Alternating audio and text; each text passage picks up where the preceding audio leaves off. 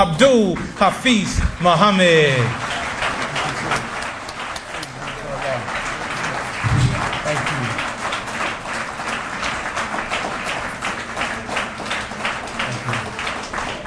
Assalamu alaikum.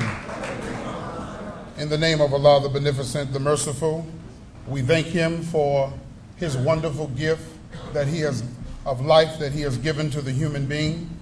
We are thankful for the knowledge of His reality in the person of Master Farad Muhammad. We are thankful for the servant that He raised up, our exalted servant, the most honorable Elijah Muhammad, and the anointed servant that is in our midst, the honorable Minister Louis Farrakhan. Welcome to Muhammad Mosque number 7, to all of those who preceded our program, and our presence of our wonderful and honorable brother, the incomparable Dick Gregory. Let's give him a well-deserved round of applause as you see him here with us this evening.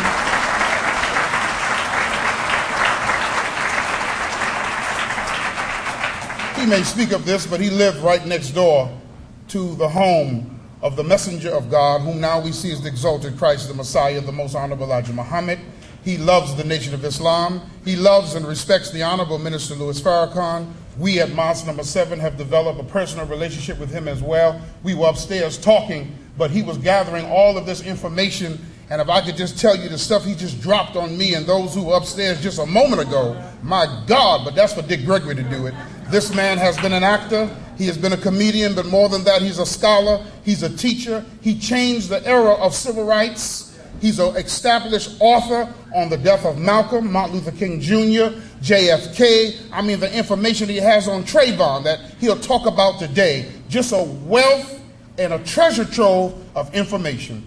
On behalf of the mighty FOI, our student captain, Richard Muhammad, on behalf of Brother Charles Muhammad, our FOI paper captain, and the idea to pull it together, and the MGT and GCC of Mosque number 7 and the believers and those. We thank Gary Bird and WLIB. We thank Brother Leroy Shabazz Muhammad and his internet program and the communicators. We thank all of you. Now let's give Brother Dick Gregory of New York Mosque number 7. Welcome here with us as we greet you. Assalamu alaikum. Let's bring on Dick Gregory.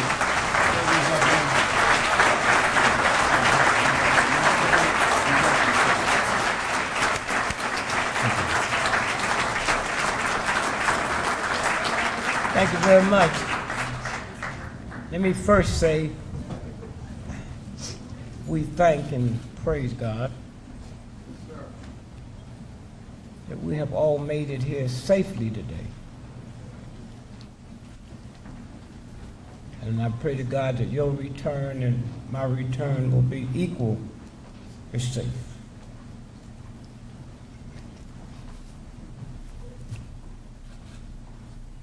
I must apologize to white folks because I've really been convinced that all black folks look alike to them.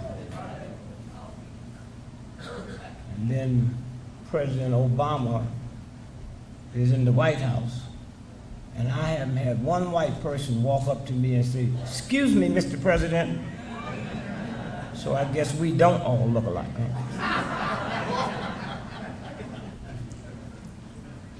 And in my prayers, I pray now that if I could be born over again, God, just let me be white.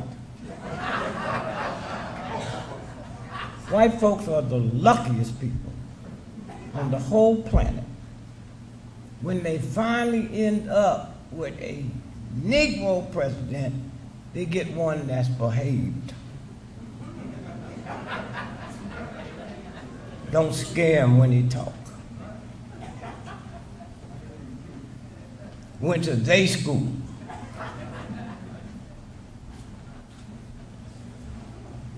I ran for the presidency, remember, in 1968? And had I won, I would have probably scared y'all.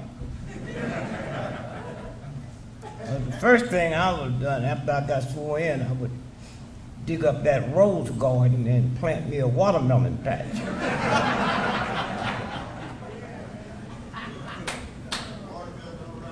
And every head of state that would come to visit America we wouldn't have no more state dinners. We just eat watermelon on the balcony. And spit the seeds all the way out there on Pennsylvania Avenue. But they really lucked up and got a nice behaved. He went out there to, what was it, Arizona, and that white governor shook her finger in his face. Oh, she's lucky, 'cause it'd been me, I'd have ate it. And washed that other one too, but I got a strong appetite today, you know. Somewhere. And let me apologize to all you black educators. I have about 50 honorary doctor's degrees from black colleges.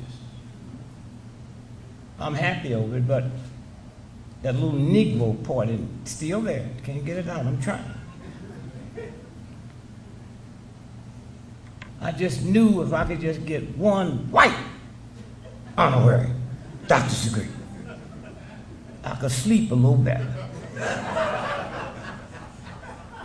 10 years I've been writing white colleges and can't hear from none of them.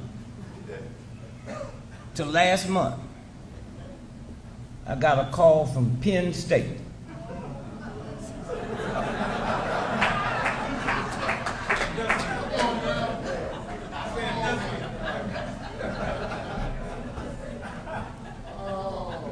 And offered me an honorary doctorate degree. I said, no thanks. You know, it's interesting. You live, I guess sometimes you get so close to it, you can't even feel it. That close, you can't even feel it. I'm sitting here listening to them argue last year, going into the election, gay rights, military, don't ask, don't tell. How crazy. You ever see President George Washington with them tight satin pants on, little short high heel shoes, little ruffled shirt, a wig, and powder? Now we still arguing over same-sex marriages, please. I'm 81 years old.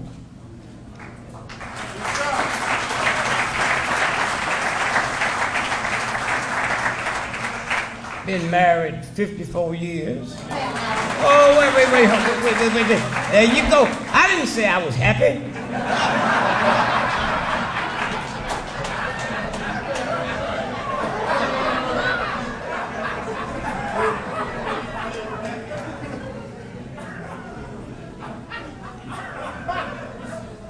And I listened to all the black ministers come out.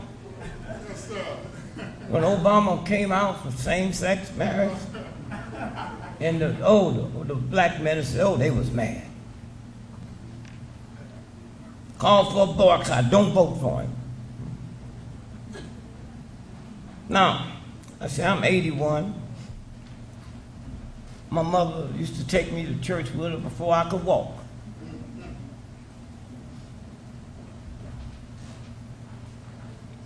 But I could hear the old folks talking. You know, Reverend Gully, he's funny. The choir director, strange. I'm a little boy. They was talking about gays in the church back then, and now white folks act like they mad at it, so they act like they never heard of nothing like that. I used to hear them discuss it.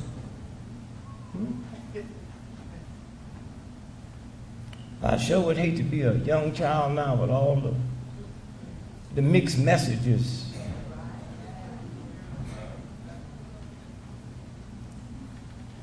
See, I was born before there was television.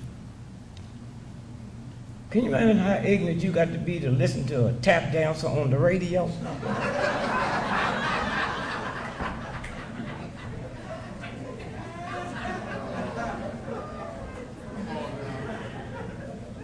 Somewhere.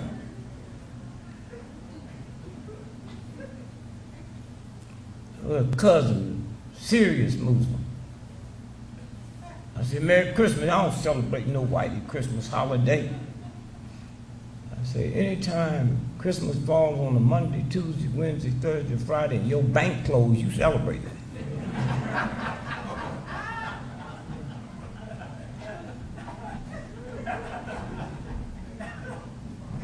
So somewhere, when you stop and think about the mess we older folks have left you, the ones that's supposed to be right, and we just fall into it because that's my mother. Well, suppose Hitler was your daddy. That make it right? It's a game. Now these youngsters is coming through with a new rhythm. Somewhere.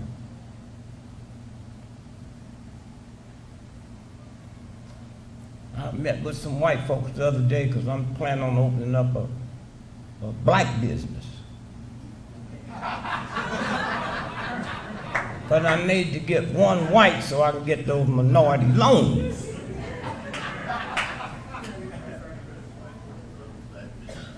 And the white dude, he likes me. He was discussing the business, and I said, I'm talking about an airline business, a black airline business, named Tamika Air. And our motto is, we leave late, but we get you there on time. And we're gonna be a good Christian airline. We ain't selling no whiskey on that flight. You bring your own whiskey, we sell you the setups.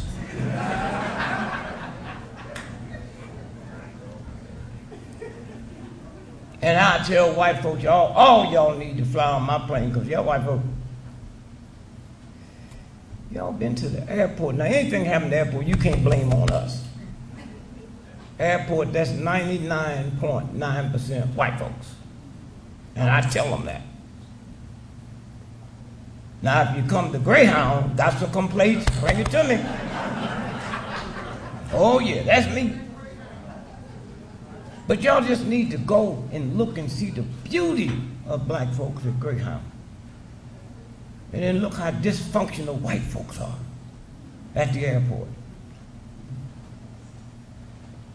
The jet age is the most powerful energy force in the history of the planet.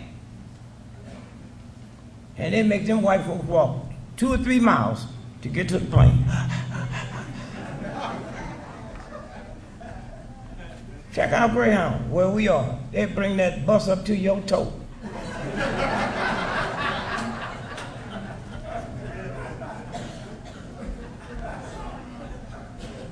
Stand in line. None of them complain. And if they lose your bags, they act like you didn't have none.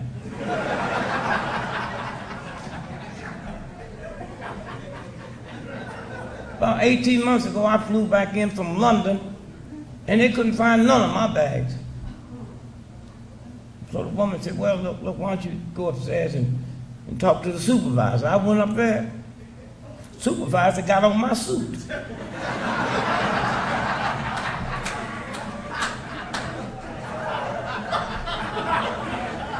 And that's a heck of a thing, isn't it? You going to talk to some higher about your stuff, and he wearing it.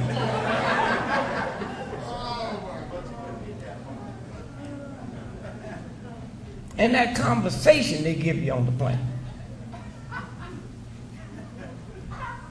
We don't expect no problems, but in case. You been on an airplane, brother, when they tell you about that oxygen? If you're traveling with a little child, put yours on first. I was planning on doing that anyway.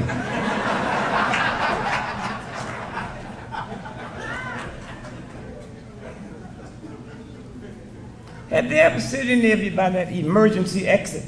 Huh? And And that just shows you how naive white folk can be. They said, the only seat we have, I know you got a first class ticket, but an emergency exit. I go there. I had to get off that plane. And she said, in case there's an emergency, we want you to do this. I don't work for Delta. You heard him say that, right? In case there's an emergency, we want you to read this so you know what your duties are. Well, lady, look, I brought a briefcase on here, and if anything happens to this plane, I'm not even planning on getting my briefcase. You know I ain't gonna help nobody that I don't know.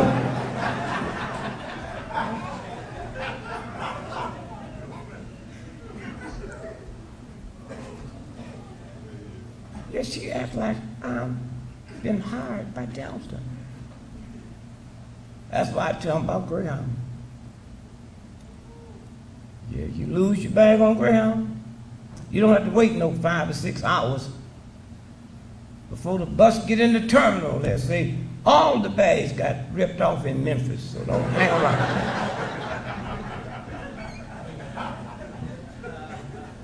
So I'm on Greyhound. It was a big snowstorm and all the airports were shut down.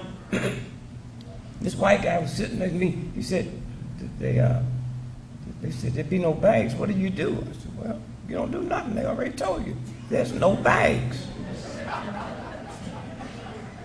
They got ripped off in Memphis. Now at the airport, they say lost and found. At Greyhound, they just say lost. They don't even pretend they're going to find it. You get off, and they say your bags didn't show up, so go over there in the bag and just get you a couple. It's a game. Airplane crash. They act like they didn't have that plane. Let's see, no, we don't see that. Okay. You there crying, worrying about your loved ones. And then when they admit it, they're going to have an investigation which runs about 12 years. Greyhound don't deal like that.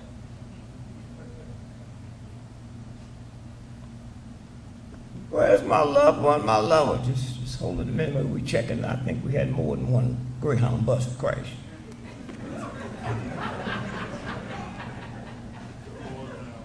See, we don't lie about ours like America and them do. We had a big crash last week, and we told the folks that we sure everybody down that mountaintop is dead. Well, y'all just go ahead home, get you something to eat, because it's going to be a long wait. Well, what do you think caused it? Oh, we know the driver was on crack.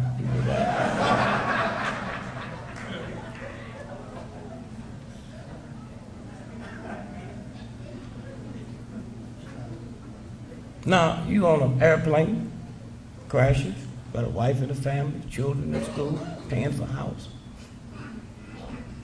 You know how long those cases take? And they got the greatest lawyers in the world because they do it every day. You can come down there with your cousin, just finished law school, can't even find a job, but he representing you. 12 years, a lawyer gets 40%. Huh? 40%. Now Greyhound, loved one, they just come right up and tell you, they got their checkbook in their hand. Now we don't have to go through no lawsuit or nothing like that. But how much was he worth to you? Okay? Write you out a check right there, $12 million. And you know that messed you up. 3 days later, you got to go to his funeral and try to act sad.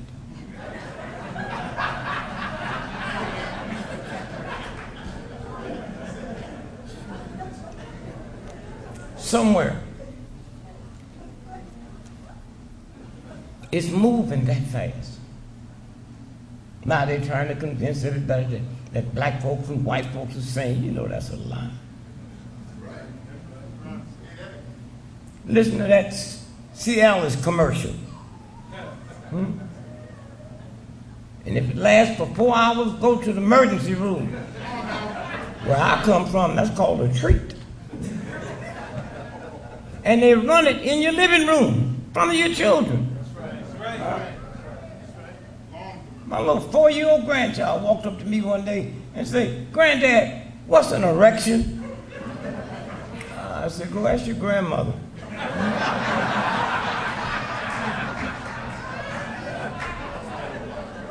See, one day when black men understand how bright you are, the strongest two forces in the history of America has always been the black woman and the black church. Always.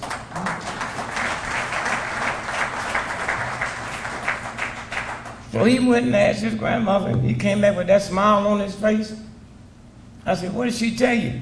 "Well, she told me she'll tell me later, but for me to tell you, she hasn't seen one of them things around the house in years."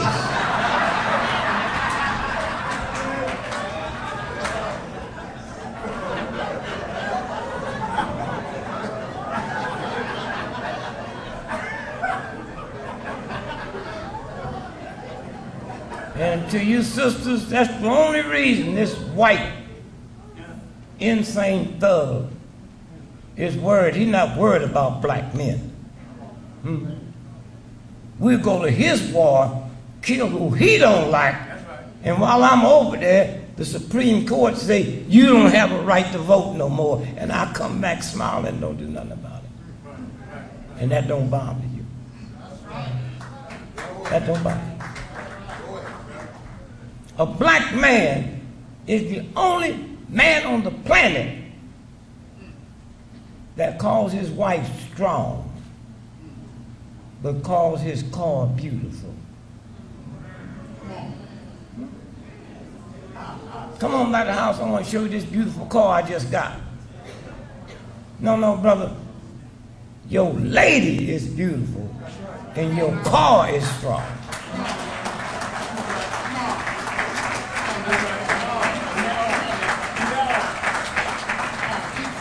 And we sit. And black women, you got to stop that. Talk about the problem in the black community. Ain't no black man at home. We ain't home when we home. All upset but white folks and done downtown and get home and get angry. Yeah. Now you go out your way to kind of make us feel good. Birthday is today, and my lady done fixed me a apple cobbler. And you ask him, "How you like it, dear?" "I'm eating it, ain't I?" That's affection. Come home yelling at the boys. That's Pop. He ain't mad at me. He mad what them white folks did downtown that he wouldn't say nothing to them about it. Then gonna come home and tell me, "Nigga, this is my house. I'll kill you." That's my dad talking to me like that. See, I've been to work with him, and I see how he behaved. I thought he was another person. Somewhere. But we can make a difference. Huh? You wasn't made by General Motors or the First National Bank. You made by the same God that put the whole planet together. And that God ain't never made no junk. Don't listen to what he say about you. We all got here the same way. A penis that God made went into a vagina that God made. And out of that penis came 500 million sperms. And the one responsible for you, like the one responsible for me, outran 500 million sperms and got there first. Don't tell me I'm somebody. Out of 500 million sperms, you looking here at the sperm that got there first. Fern didn't come out slowly strolling up the fallopian tube.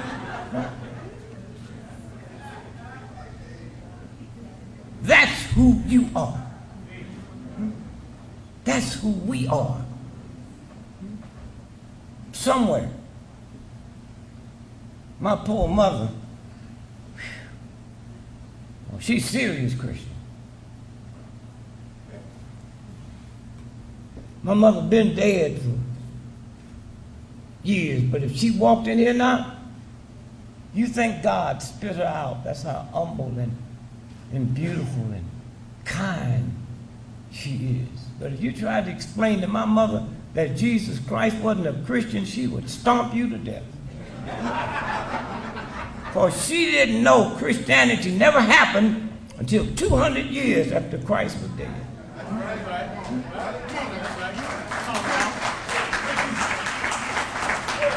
That's my mama.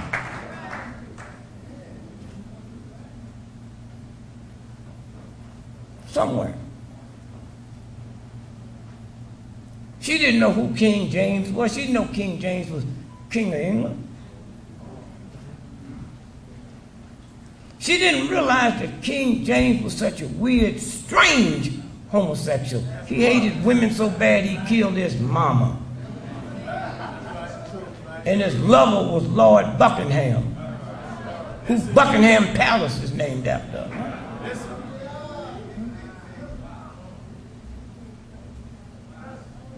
Somewhere.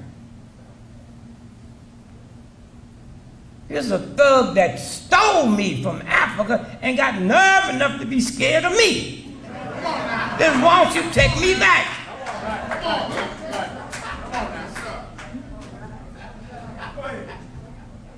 Somewhere. And it make me not like me.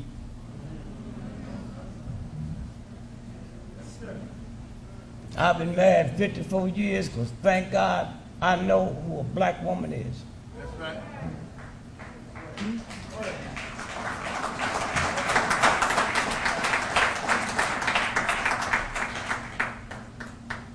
Somewhere. You have to feel that at night when you go to bed. Huh? Don't turn on no news and let them tell you who you are. Any white boy, now a white woman, that want to be a police is in serious trouble. That's a bad job. But that's the only job he can get. And he didn't like me before he got a gun. Think about that. Think about that. And then think about you. If there's some folks riding around and they got the authority to ride around in the neighborhood, but they'll jump out the car and grab you and rape you. And your mother and father is teaching you, if you see him coming, behave. Behave. Don't run. Don't raise your voice. How do you get so low down in spirit that you're going to teach your child how to behave with filth? You should be telling the rapists. Y'all do that with police brutality. You take a human being created by the universal God and say, now y'all behave. Them white police walk up to you, don't talk too fast. No. I got a DNA, mom and dad, that you don't control. Huh? You don't control. And when you telling me that, I might be quiet and listening to you, but I don't respect you. How are you going to lecture me about how polite I have to be? Come on now. Because I'm going to meet somebody that might kill me. Right. No, you need to go lecture the police how they better be. Because they don't even know why their behavior is like it is. If y'all lived in a house where the kitchen had this beautiful paint on the wall, but it's lead paint. And there's a possibility that your children will end up with lead poisoning. Now hear this. If lead paint on the wall can give me and my children lead poisoning, then how dumb is a cop to wear lead bullets around his belly 18, 20, at least 8 hours a day? If the paint will give you lead poisoning, think about them bullets, right? That's what's wrong with them. More cops die every year in America from suicide than killed in the line of duty, and they ain't even traced that back to lead.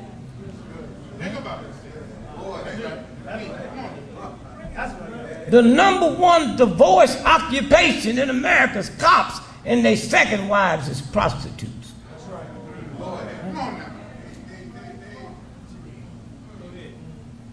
So you walking past a sick, insane person, and my mom gonna tell me to respect them, because if you try to run from them or stop them from kissing you, they'll hurt you.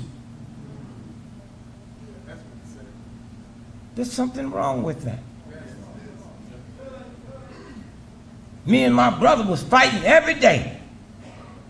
She never lectured me and him about how we should treat one another, but she gonna lecture me on how to treat a cop that might kill me today. The boys go out at night, going to a party, and you can't sleep at night worrying about, well, something happened to them if the cop grabs them. Right. Hear me, black woman. I know who you are. White folks bring all the drugs in the country. Yes, they do. That's right. Yes, they do. But that's not a white person in your neighborhood selling it. That's right. Think about that. That's a black baby that came out of your black belly, mama. Yes. The one that we had birthday parties and celebrated Christmas, had little bitty feet. We washed little bitty socks. And now that thing done growed up and you scared of it. How can you be scared of something that come out your belly? That called you mommy and you call him son. And now that thing standing on the corner, and now you got to go to the drugstore to get your prescription for your arthritis, and you got to walk through black thugs standing on the corner in your neighborhood. Right. And they have no more respect for themselves. No. Not to feel the pain of my mama. And she got to say, how you doing, Richard? She got to peacefully coexist with me. Huh? This trash that's on the corner. Huh? Mother, you ain't a mother. If you walk up and tell that boy, I'm not tolerating this out of you. You're going to get off this corner or kill me. I'm responsible for you. You're not going to terrorize. You won't go in a white neighborhood to buy a loaf of bread, let alone sell something illegal. I wish you old folks today. Yeah, that's what you are old. We messed up our bodies so bad, we want to talk about I'm elderly, I'm a senior. You old.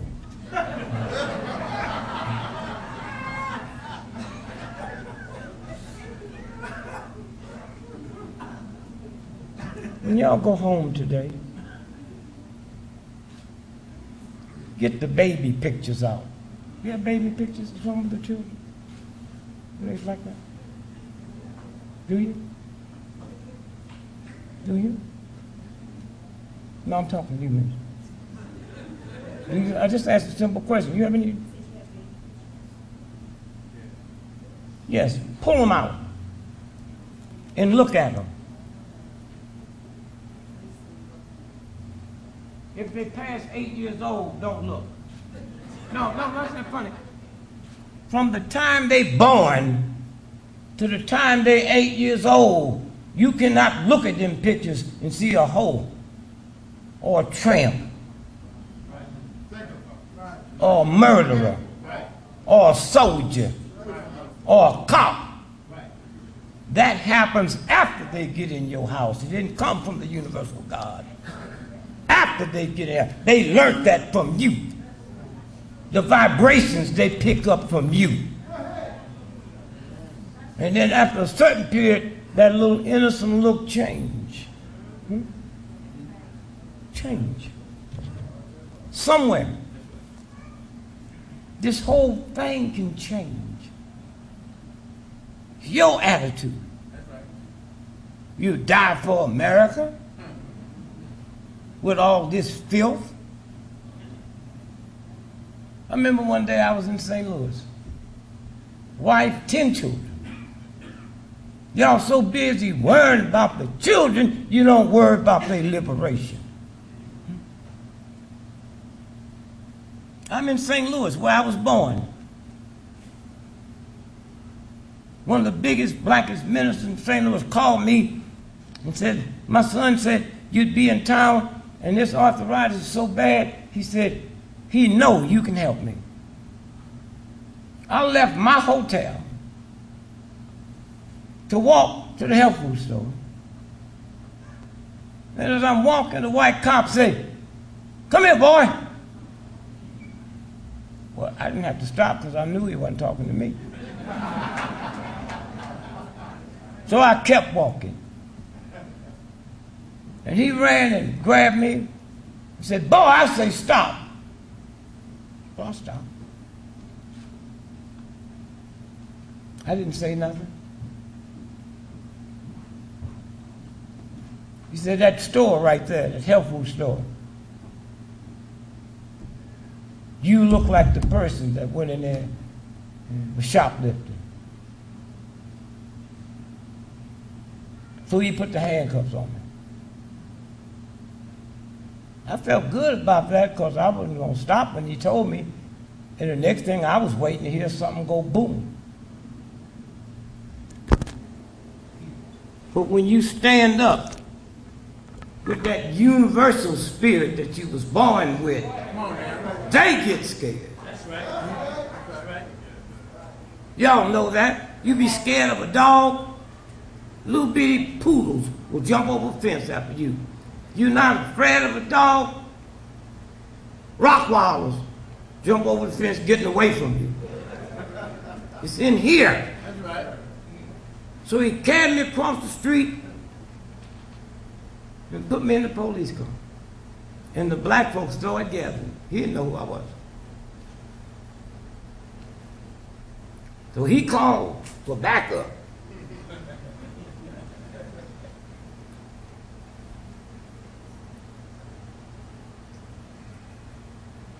Black captain pulled him to the side.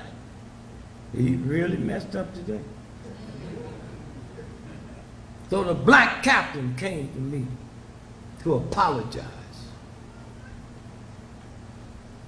He said, give me these keys. I said, what's that for? He said, take these hands. No, you're not. Y'all got a lawsuit. Yeah.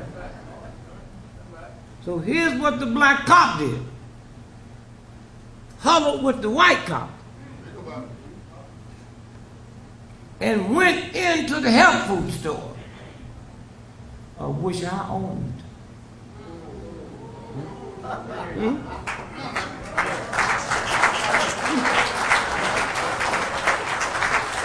That God is such a lovely God. Yes, He is. Yes, He is. When you be lovely. They came out with a Mexican dishwasher and said, is that the one? Yeah. I said, come here, brother, let me tell you something. He said, I guess you need this job, but I own this store. Not only did I shoplift, I hadn't even been in the store today. Now, you go tell them that you just lied. And he did. Now they really mad. They take me down, book me. All over the world, Dick Gregory arrested for shoplifting.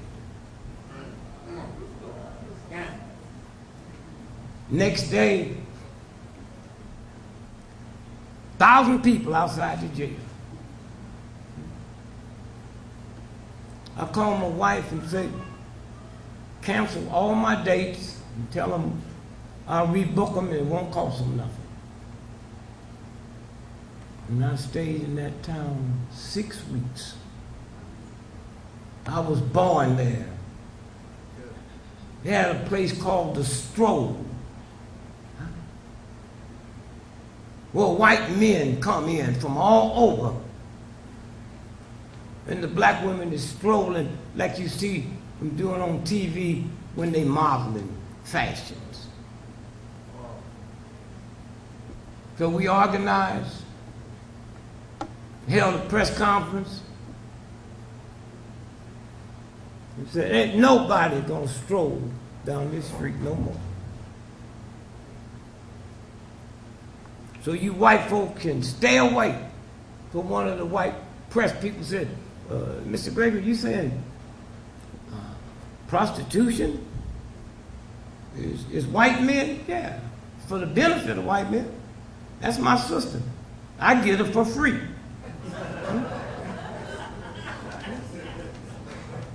So let her go and let them sit downtown in front of the First National Bank.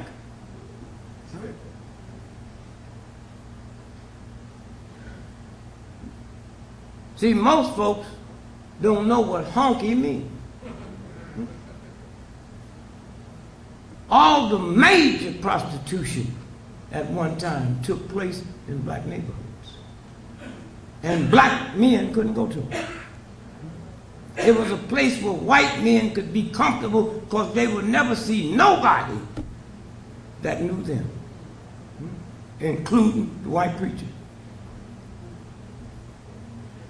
And they would pull up to the house and honk their horn. And that's when the brother would come out, take them in, and go punk their car. That's where the word honky come from. Honk, honk. We didn't invent that. And somewhere,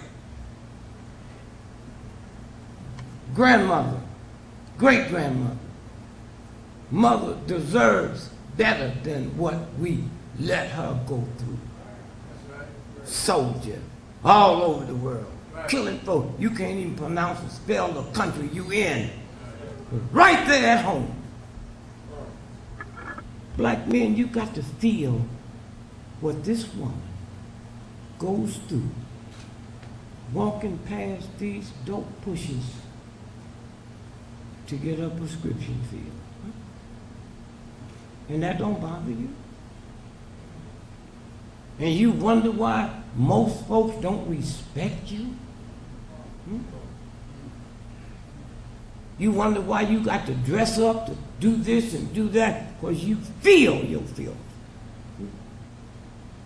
Oh, if you only knew who this sister was. Thank God I knew. A black woman in America is the only woman that can take a butter knife and cut your tires to the rim. No flamethrower, no bazooka. And as black men, we know you ain't went to school and studied that.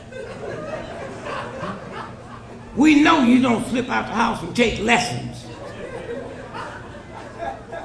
Hear me, a butter knife will cut your tire, and that tire got a 20-year guarantee.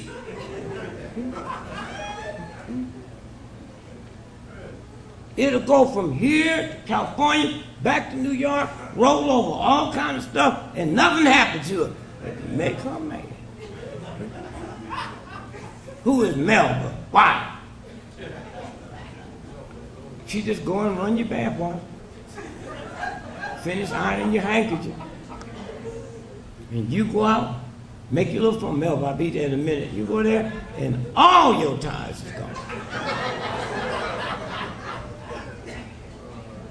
And you haven't stopped to say, wait a minute, how can she do that?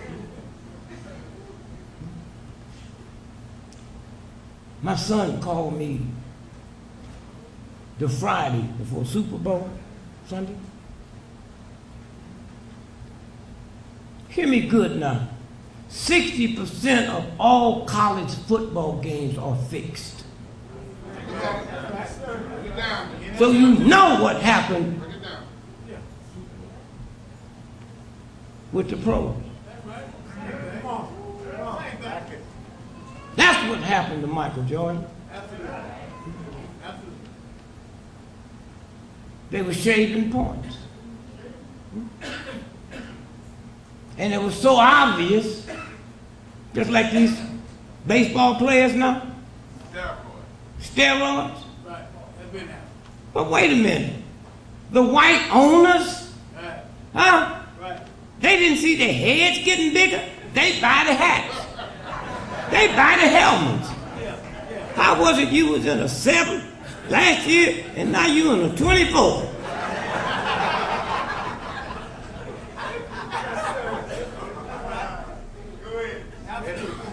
Then they get caught. And nobody talks about the owners and the doctors. You notice rich white folks will never let their children play a contact sport. That's right. Did y'all see what happened at the University of Mississippi? I was there. The president asked me would I be down there with him the day he went in. It was 40 white children killed. And not one paper ran that story. Not one. That was way back in the 60s. Ole Miss. When Obama won the second time, that same school had riots. I don't have no problem with that. I have a problem with you keep sending your children to that vicious, nasty, ungodly, spiritual, thuggish school. That don't bother you? Somewhere is a nasty game more important to you than what the universal creator gave you? Somewhere. So in the process of investigating Michael Jordan,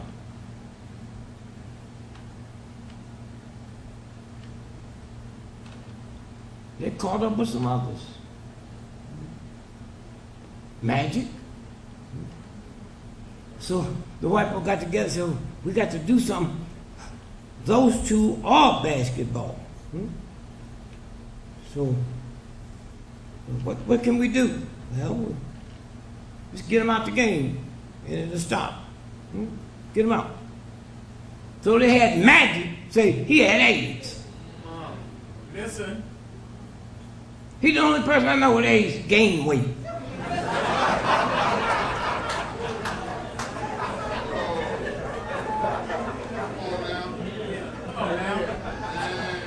Wake us up.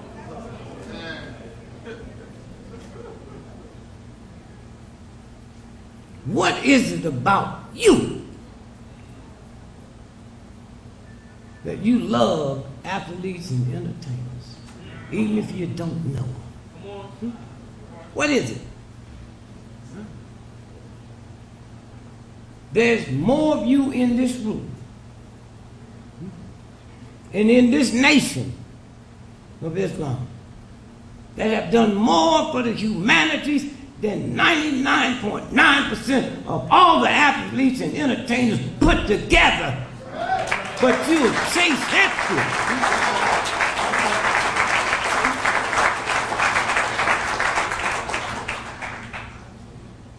See, I know y'all. See, you young folks didn't know. I know them. They went in there. They was trifling before they went in.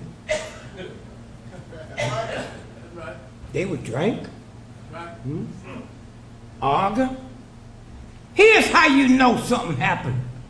As much as America hates the Nation of Islam, you better not be caught with no dope.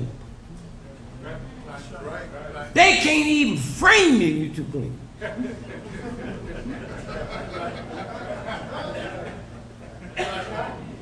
Minister Franklin called for a 1 million man march. Come on now. Not women, just all by yourself. I'm always planning on going, but something happened to me 4 months before. I'm in LA, I'm just coming off of a 30-day water fast. And I went down to get me some water and got 4 of them gallons. And I didn't realize how weak I was. And I'm walking up this hill and I'm so angry. Whew. And I see this brother painting this house. Dick Gregory, Dick Gregory. He runs over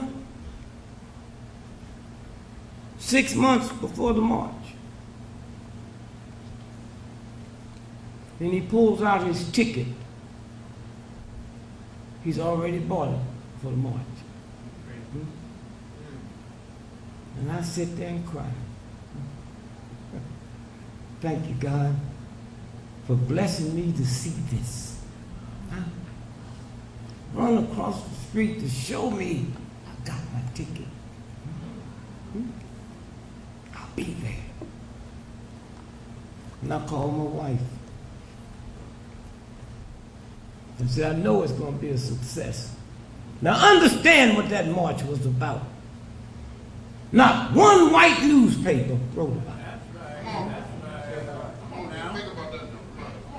Didn't hear anything about it until 3 days before the white folks say something strange is happening in Washington, D.C. Say, how you know? Say, you can't get a hotel room within a 100-mile radius. Buses is getting permits to park 40 or 50 miles away. What's going on? Butler Aviation. Huh? For a 200-mile radius was no parking. Black men coming in from Europe on their own jets.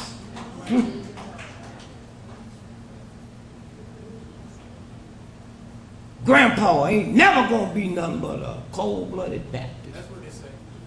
But he was there. That's right. That's right. And I brought my 3 sons. I said, I want to show you something. Now hear me. I said, we're going to get up at 3 o'clock in the morning. We're going to hit the park at 4 o'clock. Now, I didn't know that 80% of the people had stayed in the park all night. I felt bad. I was in that big old suite.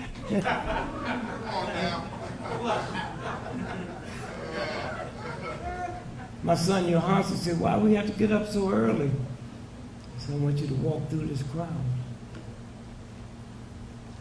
80% of these people is not Nation of Islam people. So we got drug pushers here, pimps here,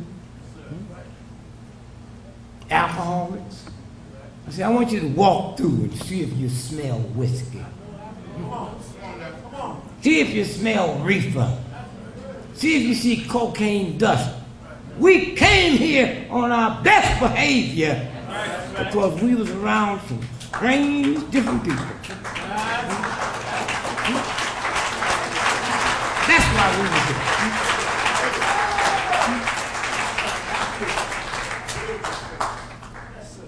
I don't know who you are. Got on a winter suit when it's 113 degrees. Bow tie. And don't sweat. I'll be sweating in my car with the air conditioner. Who are y'all?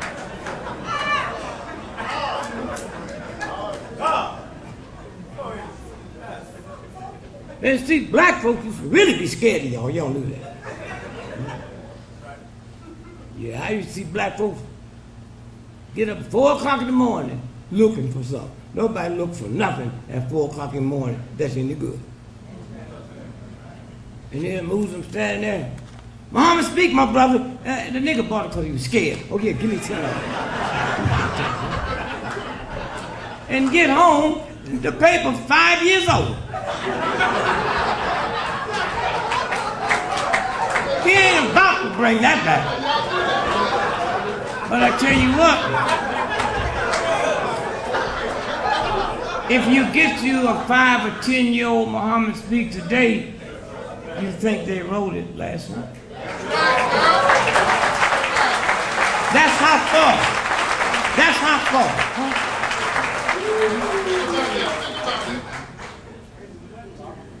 And you trace that all the way back to that little meek and humble man.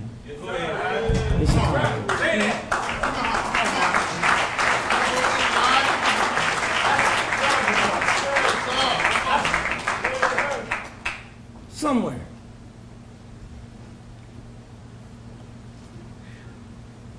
Just understand who you are. I remember 2 days before the march, I was talking to the Honorable Brother Farrakhan. He said, Dick, what do you think? How you think it's coming out? It's going to be good, man. You think anything we should do? Yeah, you should have a rumble. I said, rumble? What's that mean? Rumble meant a fight before you become a Muslim. It meant fight. They didn't listen to me. And the press was lying, trying to talk about how many. I said, see, I told you, went and had a rumble. I can see the paper now. 200,000 chasing this white lady down the street. I know how many was there, because I got a friend in naval intelligence. 1,900,000.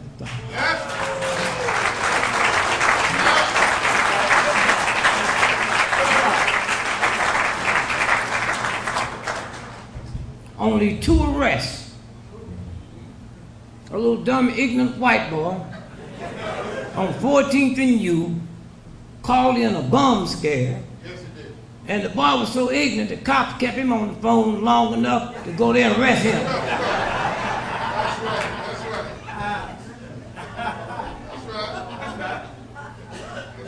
And the Chinese selling hot dogs without a permit.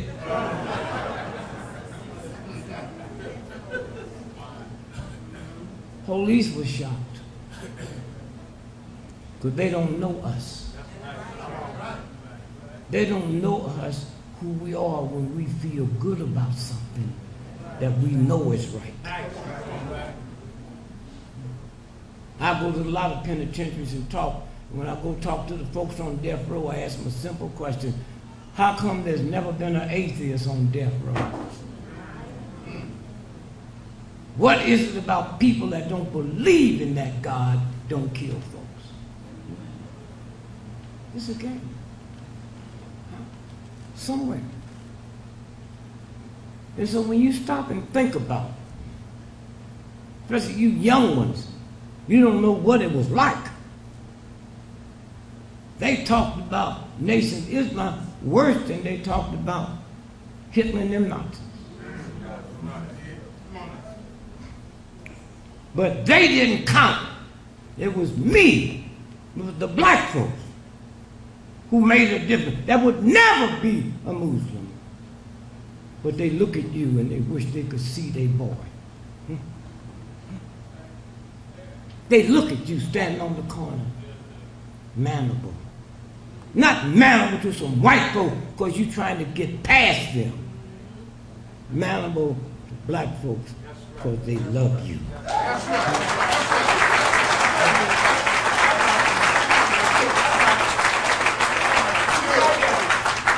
If you fainted out there in that heat back then, they wouldn't run and ask, are you a Muslim? You're just a human black person, and that binds us together. And I say, thank you. Let me tell you something else. When Malcolm was killed, they had black folks convinced that you did it.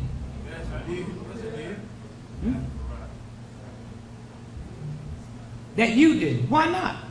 Y'all look weird, always dressed, got a shirt and a bow tie on. Y'all ain't normal. Let me tell you something, especially you older brothers who was out there. When the word went out that Malcolm had been murdered, not one of you on the corner had to run from your life from black folks. It was just something we knew, that we don't have to turn on NBC to figure out who did it. Huh? Nobody could say, brothers beat me up. The folks that love Malcolm, they jumped on me and nothing. There's something when you get real down, can't nothing change it. That's who you are. I used to hear black folk talk about, yeah, I'm going to put Billy in that Catholic school. Them nuns will make him behave. That ain't have a thing to say. Some nuns? Wow, wait till y'all find out what the priest is doing.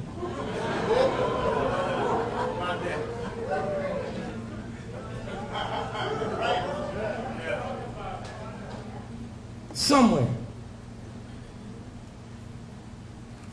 when you leave here, just send love to these brothers and sisters who run this.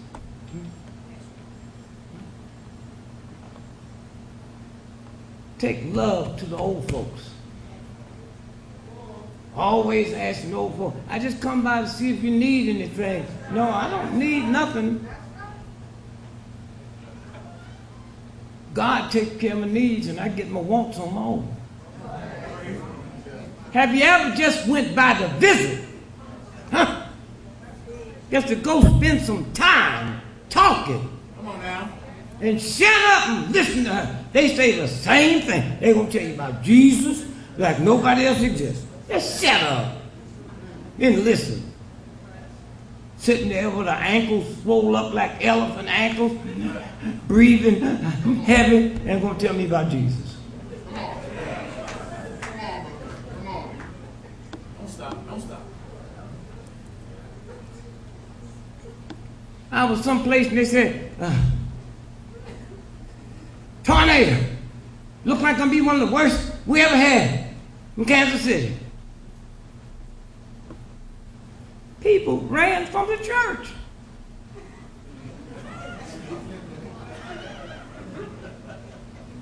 So I got up and left too. I don't know where they're going. They're running from God. So where did I go? I went to the whole house. I didn't go in. I just went there because you ain't never heard of a bank or a gambling parlor or gangsters getting hit by a tornado. I went where it was safe. Y'all saw that earthquake that hit Haiti? Tore up everything. Did you find it? Tore up everything. The black cardinal was killed. The black cardinal was killed that day. The whole church crumbled.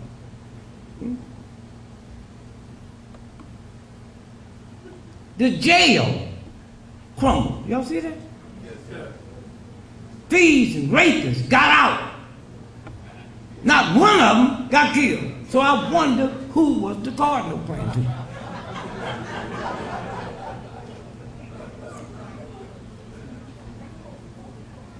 It's in here.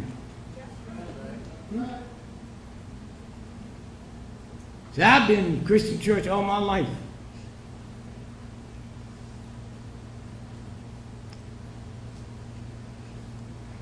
I've been all over the world. I can recognize a prostitute by her behavior, the way she walks, the way she chew her gum, the way she shake her hips, the way she put her wigs on.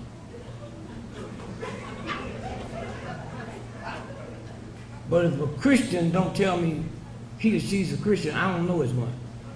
How is it I can recognize a hoe by her behavior, but I can't recognize my Christian mother and brother and sister? Something wrong. Something wrong. Somewhere. I remember when I was a little boy, I used to hear my mama talking about hearing black folks in the alley gambling, praying. Come on, God, I got to get some shoes for my baby. That nigga ain't got no shoes. But I heard my mama say, it is wrong to pray to God to win when you're gambling. I didn't pay no attention to it. It sounded right. Until 10 years ago when that Powerball went up to $400 million. I said, God, you know my mama ain't never knew nothing. I prayed, but not scared prayers. Some of y'all so busy scared when you pray. You don't even make no sense. I was a grown man before I realized you're not supposed to pray to God twice for the same thing. That shows you have no faith. Grandma's sick. Grandpa died one time, and then from that, you're in a prayer of thanksgiving. Don't pray to God talking about my house note. What kind of God is God didn't know your house note was due? You got to tell God that milk is sick. God knows, just say, hey, fix it, champ. I know you can do it. And keep going.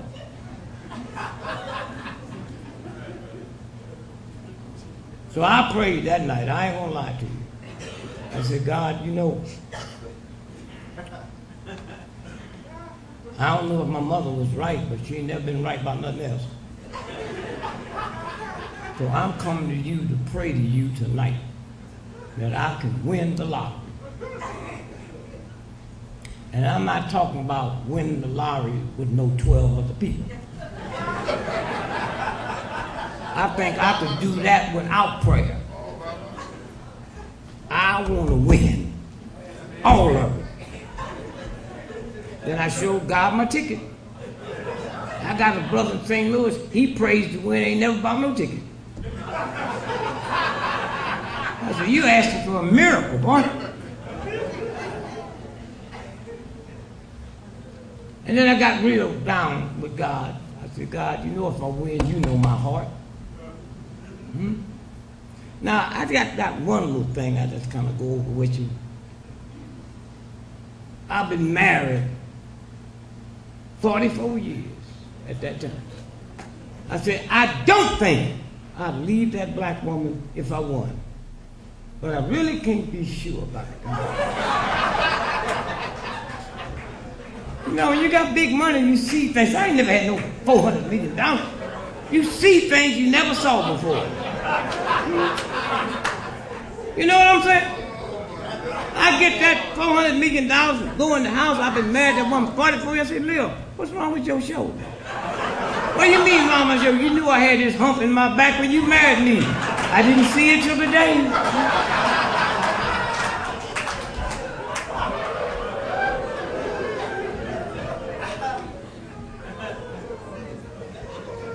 This is who you are.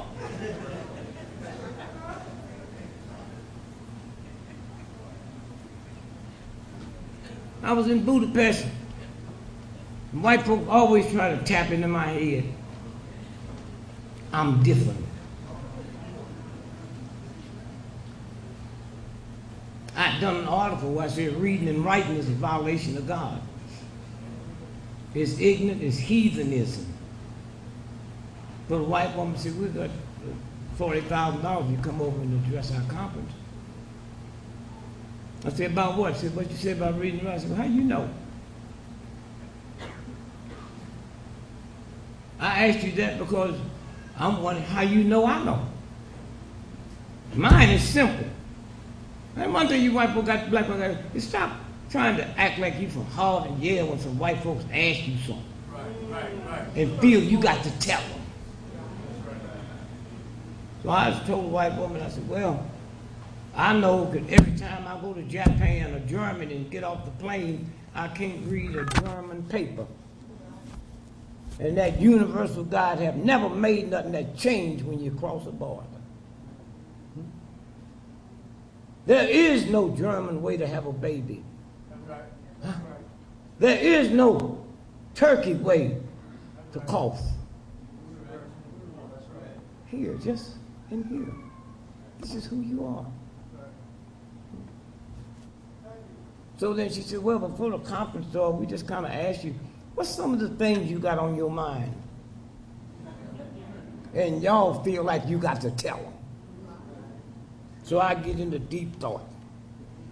I say, well, you know, I'll be trying to find out what happened to albinos after high school.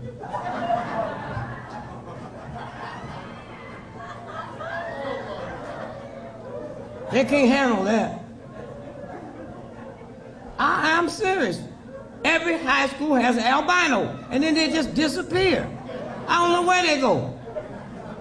I ain't never heard of an albino funeral. I'm on planes every day, never seen an albino flying a plane or on a plane. I go to jails and talk to the inmates, ain't never seen an albino in jail.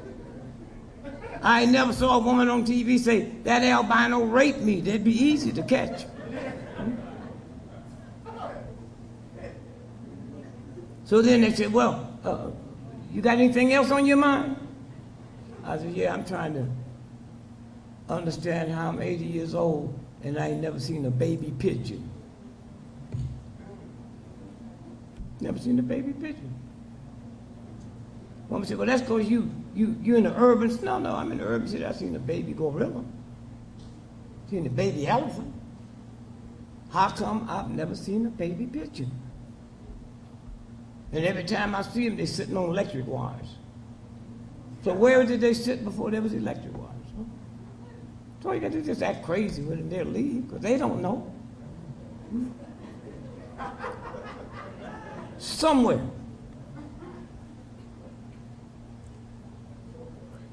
And people in my neighborhood say, why you like Elijah Muhammad? I want to see a black pope. You hear me? Yes. And I meant that. A black pope. I want to listen to somebody talking to me that look like me. Somewhere.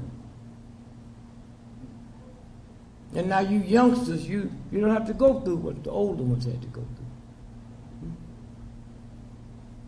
through.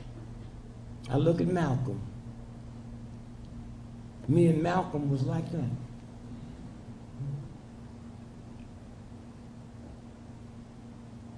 Me and Elijah was like that.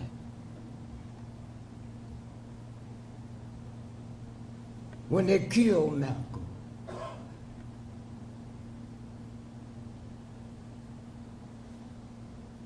I knew it was the government. And after we started doing serious research, we got the order that went out from the FBI to send Malcolm letters forging Elijah's name on it, and send Elijah Muhammad letters for Malcolm's name on it. That's what that was about. And so I just wanted to ask a simple question. If this wasn't a federal crime, how come the government got the autopsy of Malcolm? So we went and got it. We had the autopsy of Malcolm. We all watched them black men shooting up at Malcolm. The autopsy don't show that all the bullets in Malcolm was going down. I mean, them thug, pimp, hustlers that they thought they was going to get to kill back, they gave them blanks because they couldn't believe even they would do that.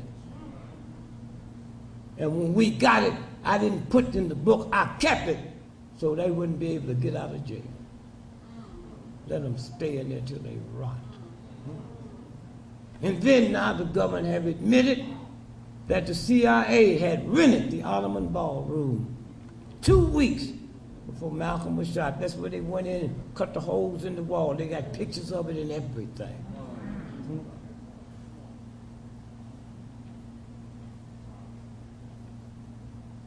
When I heard Betty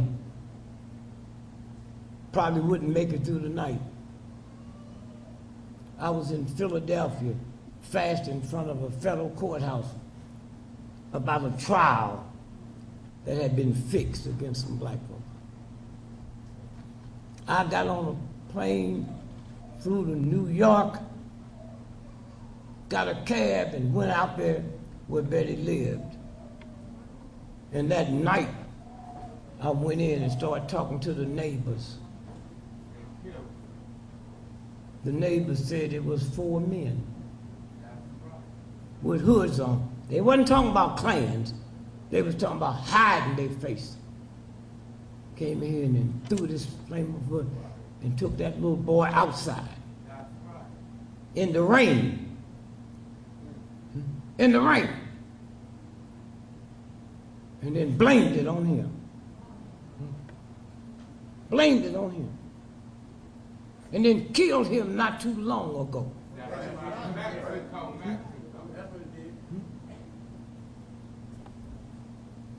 Somewhere. You got to know what we go through. But you got to know who you are. You didn't leave us, even when we didn't like you. Who these folks here don't want to be with Jesus? Well, I know some Jews don't want to be with Jesus. Because Jews can't be Christians.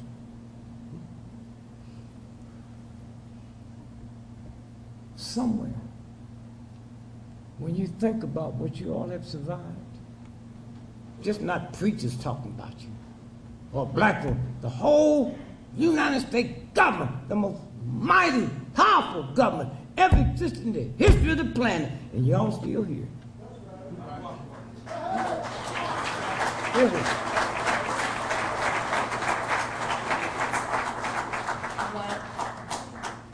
Didn't come out the house loaded with guns because you was worried about them. You said, we got something that came to us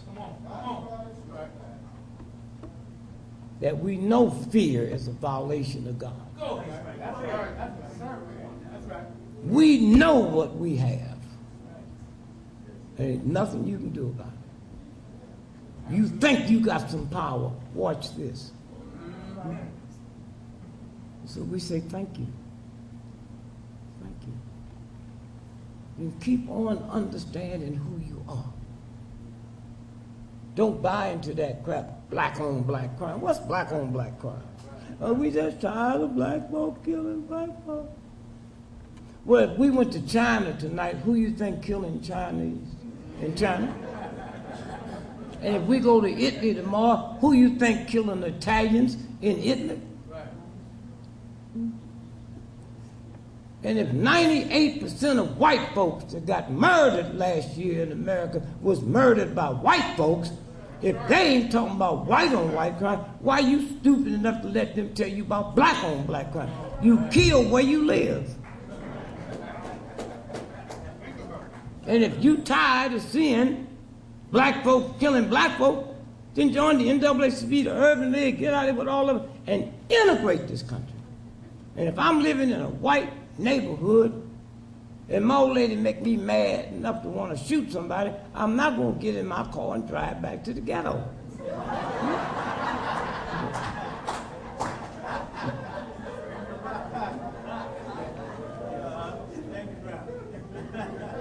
Well, you see, they think they started Stand Your Ground. It was the civil rights movement. We stood our ground, a bunch of ignorant, evil, gun-shooting police that would kill God, and we stood there and said, bring it on. Huh? That's the real Stand Your Ground. And without that, America wouldn't be the way it is today had it not been for us. Think about that.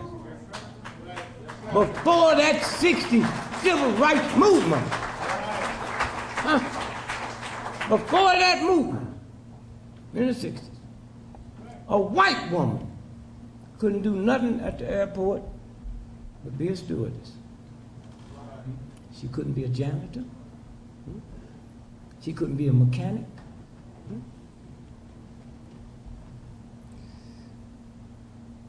Before our movement, the only thing a white woman could be was a stewardess, and in order to be that, she had to look like something off the center page of Playboy magazine.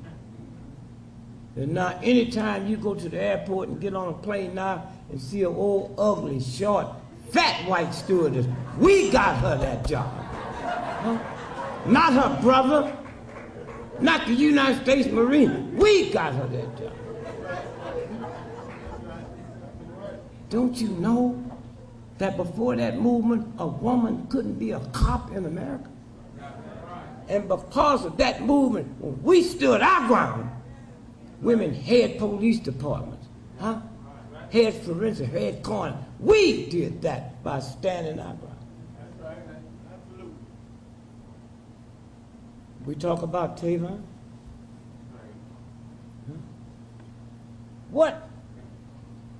What do we have to do? It's simple. I'm on the radio the other day, and the brother said, boycott Florida. I said, how many times you been to Florida? He said, never.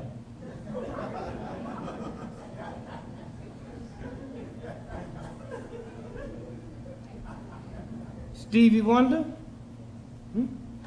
He didn't wait to get no decision from somebody.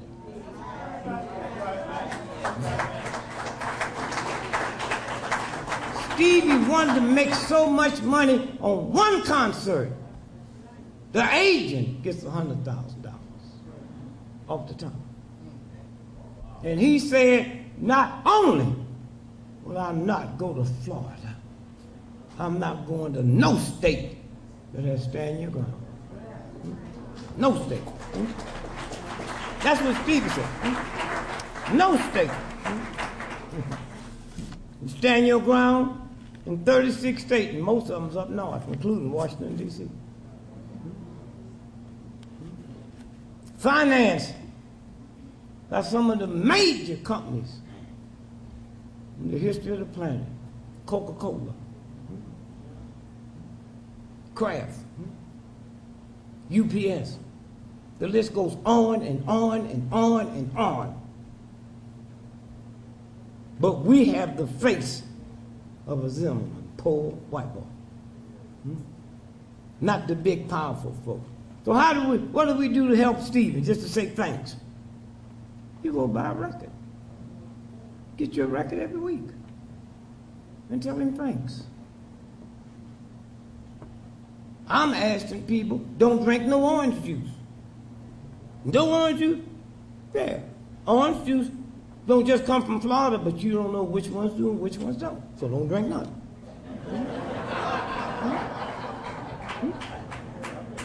That's something you can do. And oranges is something you got to sell. You don't have enough frozen places to freeze it. Huh? When it comes off that tree, it's ready. Huh? It's that simple. Why? Because once you show them what you all showed us, we called it a 1,000,000-man march because we knew who we are. And once you crack the orange juice, just not buy none. Don't buy none. Disneyland starts getting scared.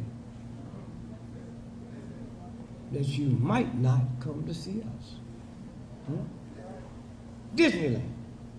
You know how many of you black folks in this country will take your children to Disneyland to see a rat? But have never been to King's grave, and had he not died, you wouldn't be welcome in Orlando. Somewhere.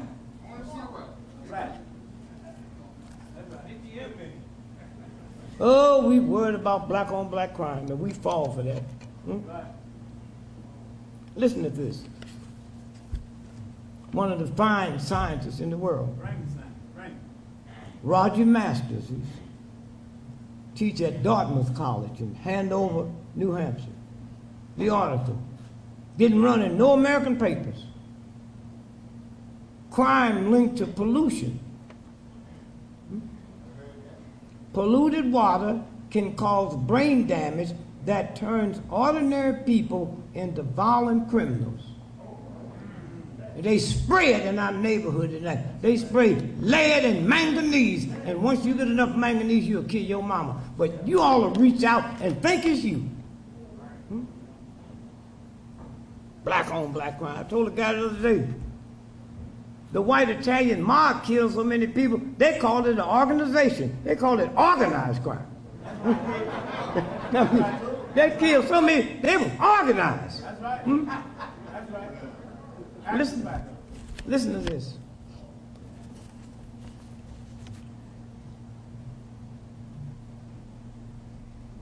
He compared crime figures from the FBI with information on industrial discharge of lead and manganese. He found a link between pollution levels and murder, assault and robbery. Counties with the highest pollution level has a crime rate 3 times America's average. That's what's happening. But they say you doing it, something in your genes, and then we fall for it. Scared of everything. And I don't know how. Well, I'm not close enough to you. Me and my brother, we got to talk to find out, is Nation of Islam people, are they scared of death as us Christians are? We scared of death. I married my wife. The only problem I had, she couldn't handle debt. When we gonna pay Sears and Roebuck? Maybe you act like we got some money. We do not have no money. And when I get some money, Sears and Roebuck is not my first priority. Matter of fact, Sears and Roebuck knew I wasn't gonna pay for that stuff when I got it. And then she wanted to defend Sears and Roebuck. What do you mean by that? I said, on the back of the application, they said, who's gonna pay for this? I said, your mama. Then I walked in the house one day, 2 weeks later, I thought Leah gone crazy. Greg, here it is, Sears and Roebuck, final notice. I looked at it, final notice. Thank God we won't be hearing from them no more.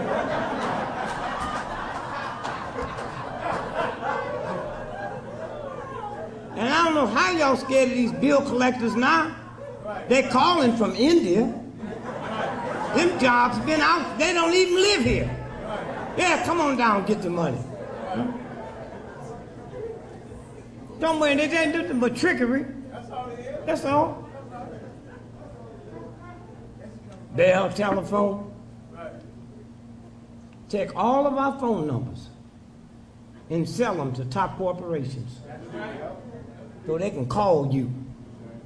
And then after you get aggravated and call, and you call Bell telephone, they charge you to block the number that they gave away.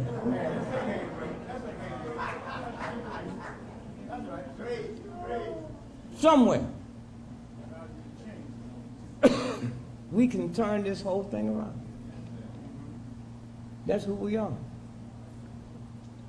And when you black women find out who you are, we got through slavery with you. Somewhere. So we say tonight, Thank you, nation. The only nation I know in this nation I can run to and won't get shot after I get there.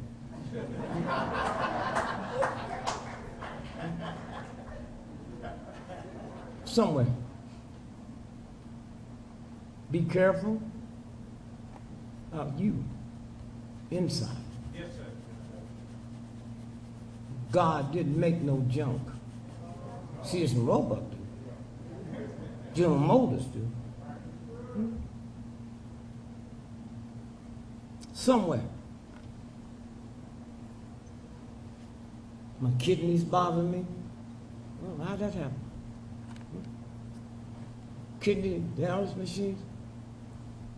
We are 15% of America's population. 87% of everybody on kidney dialysis machines is black folks. That don't bother you? That don't bother you? And don't say it's a black thing. They don't have kidney dialysis machines in Africa because they don't need them. Listen. What tears your kidneys up? Fear. Fear that this white cop gonna shoot my child. Fear, paranoid. Did you hear that? And angry. That's why you always angry. You ain't angry at me or your brothers. You're angry at a white, racist, evil system that you're not gonna do anything about. So you take it inside. What will turn your kidney problems away? Awareness, gentleness. That's simple. You've been around people that's gentle and kind and aware. They ain't got no big old box of pills. You don't need it. You have a built-in healer inside of you that didn't come from Mayo Clinic. Somebody asked me in London 2 months ago, Mr. Gregory, you've been fasting for 40 years. What does your doctor think? My doctor been dead for 30 years.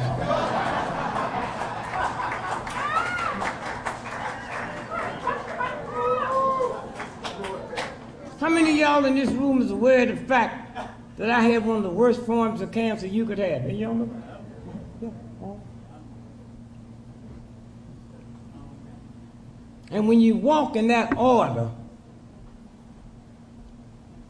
nothing can happen to you. Nothing can happen to you. That's right. My son's a doctor, chiropractor. I've had hernias since I was like a little boy.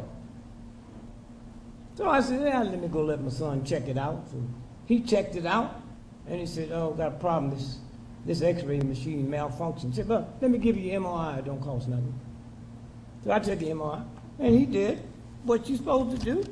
You took it for these hernias. That's what he looked at. 2 weeks later, the people who service that hospital and make the machines come in. They understand you had a celebrity in here. Let us see the pictures. And they looked at the whole picture. I said, my God, how long has he had this cancer? She showed it to the other guy. Said, too late now. Nothing can be done. So they called my son in. My son called me and said, Dad, you got to get down here to the hospital quick. There's some folks here. Well, I'll tell you when you get it, but you got cancer so bad.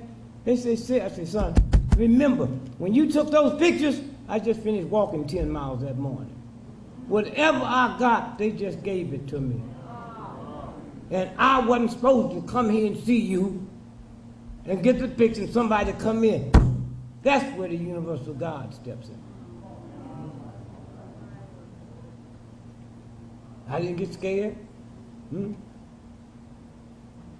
I told my son, I said, take my name off of this and send it to the Armed Forces Institute of Pathology.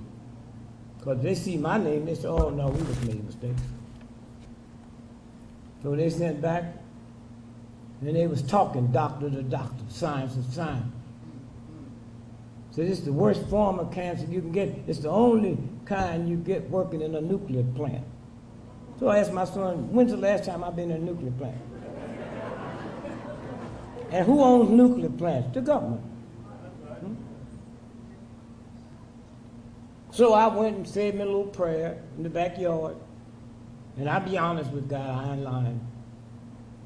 I said, God, I know you're busy. Something probably going on in Pluto. And something got through by accident. I ended up with cancer. Now, there's a whole lot of Negroes that deserve cancer, God, but I'm not one of them. Now, if you want me to write 12 black folks' names down on a piece of paper and shoot it to you, I do that. And if you need some close to the house, I do that too. And then I looked at cancer and said, this is my body. I haven't messed with yours, and you damn sure ain't gonna mess with mine. Give you 72 hours to get out my body, and after that, I'm gonna roll on you. What did I mean by that? Just what I said. Roll what? I don't know. But I told cancer that. Then I told my son, I said, don't show this report to your mother till after your sister get married, because she's kind of a little flaky, you know. She. So after she got married, I showed it to my wife. She said, how could they do this? I said, come on, baby, perk up. You think I'm leaving this here for your high school sweetheart? You out your mind. I'm not going nowhere.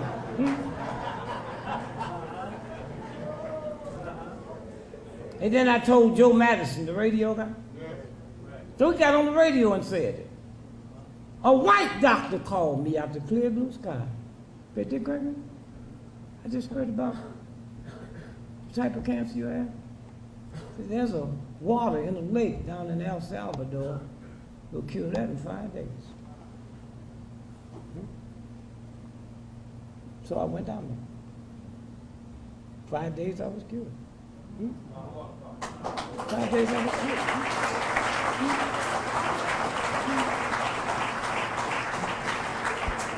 Somewhere. Fear. Cirrhosis of the liver. You know how many black folks? Cirrhosis of the liver. What cirrhosis of the liver come from? Anger, rage, depression. That's what it's called. A whole lot of black folk die from cirrhosis of the liver and have never had a drink of alcohol in their life. Right. Huh? Just depressed, worried. What changes it around? Kindness and balance. Kindness and balance. Leaves. Lung cancer.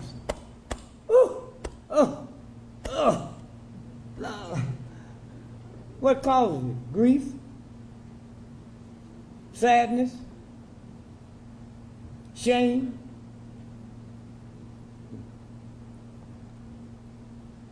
Grief is a violation of God.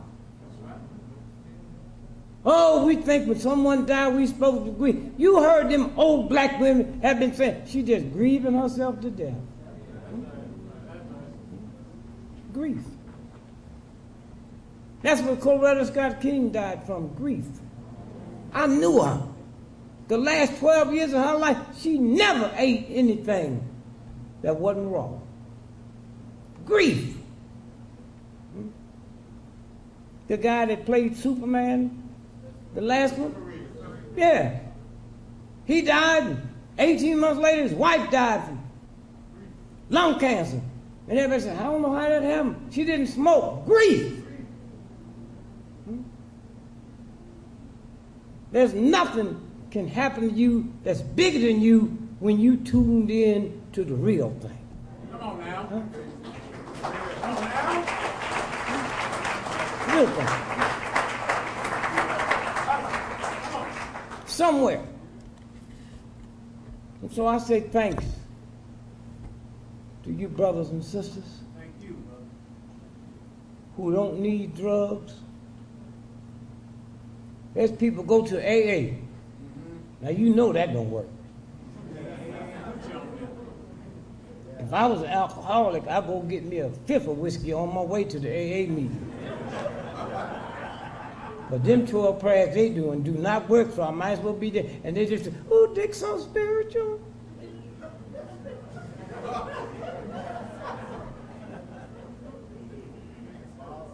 Take care of your body.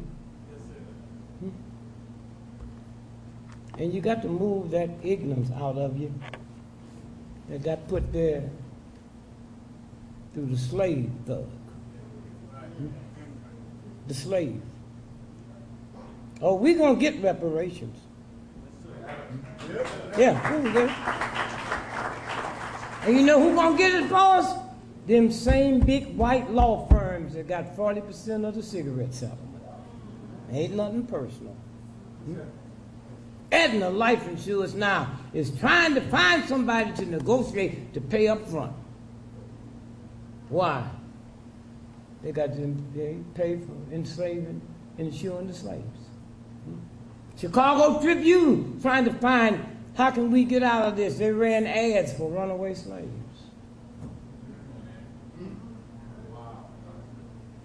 Somewhere. And the most horrible of all of it is when the white folks in Europe said there'd be no more slaves coming across that ocean.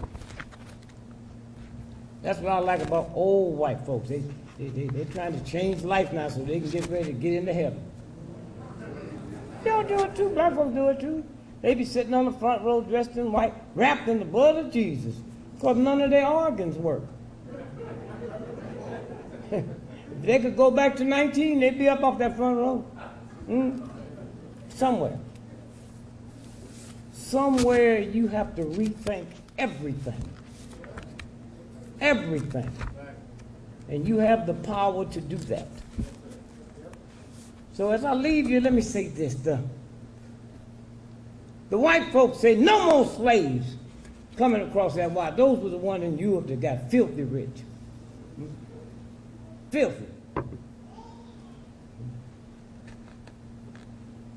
The northern white folks in New York, the textile industry, made more money in one day than the slave owners made with their cotton in 2 years.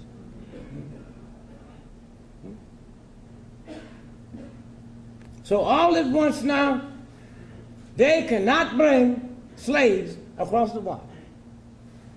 So they said, what are we going to do? They said, well,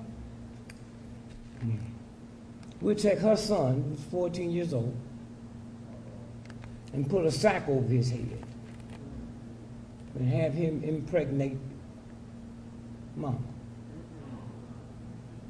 That's what we're talking about. That's what it is. That's what we're talking about. You sound like you was there.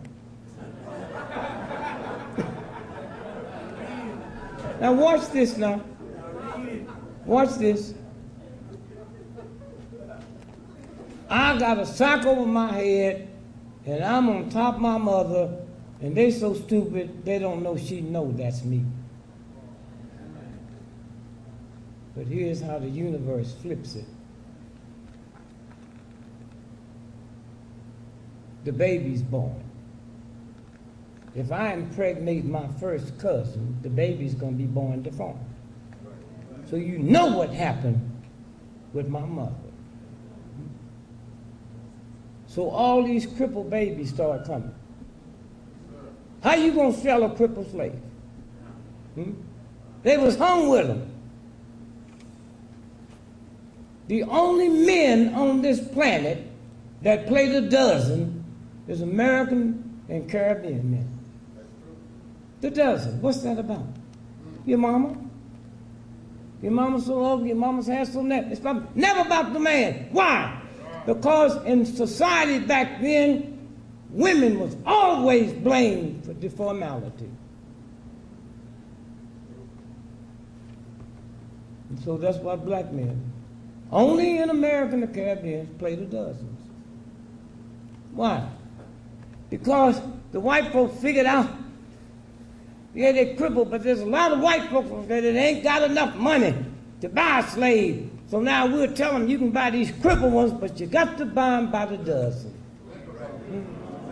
That's where that came from. You got to buy them by the dozen.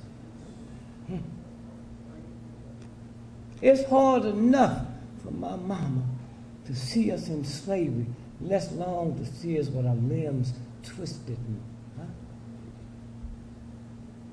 The dozens. And remember what this white boy said. So y'all hear and don't hear. He said, if you got 30 seconds of nigger blood in you, you a nigger. Do you know what that white boy said? He said, in order to equal one Dick Gregory, I've got to put 32 white boys next to him. That's who we are. That's what this blood is. He don't realize what he was stealing when he came over and got me. You know we the only people that went to slavery and didn't stay in slavery 5,000 years. Do you know that? That's us. Everybody. Every slave, a minimum of 5,000 years, except us. He wasn't stealing slaves. He was stealing scientists. He was signing people could get up and read the stars. The stars. That's what he got. And that's why he couldn't control it then, and he can't control it now. And so, black woman, what a blessing you are to us. That white boy turn around and see you with this evil look on your face, and he didn't know it's because you have an abscess tooth. You ain't human. Ain't nothing wrong with you. But teach this nigga, and they take a 2x4 and beat you to death to teach the other ones be happy all the time. And mom looked at that for so long that she put a plan together. And when she see that white man looking at her son, who she knows and broke his leg, and he go get this 2x4, and black mama come up and say, Mr. Kashi, that nigga just like his daddy. Give me that 2x4, I beat him to death. And mom had to almost beat you to death because a white boy would not believe a mother would kill her son. Sometime she would kill him accidentally. You know that old expression, this is going to hurt me more than it's going to hurt you? That's where that came from. Hear me now. Because what I'm thinking to tell you now is very important. Beating a child came not from Africa, from slavery. And it was an act of love. Let me convince this thug that I will kill my son. And it got to be so perfect. He left there knowing that black woman was going to kill her son. Well, when you black folks, particularly you mothers spank their children and do all that, that's where it came from, miss. And then when I go to the scientists, not some old person in the street gonna tell me, the scientists. And here's what happens. Punishment leads to shame. Shame leads to anger, then to rage. So you think you hitting and spanking them and all that, it's a violation of God. Hurt is hurt. There's no such thing as you gonna hurt me to teach me. If you're a brain surgeon and you cut my head tonight, and this thug over here robbed me next year and stabbed me the brain gets the same message. The brain don't know nothing about you a damn brain surgeon. The brain don't know nothing about you a robber and a burglar.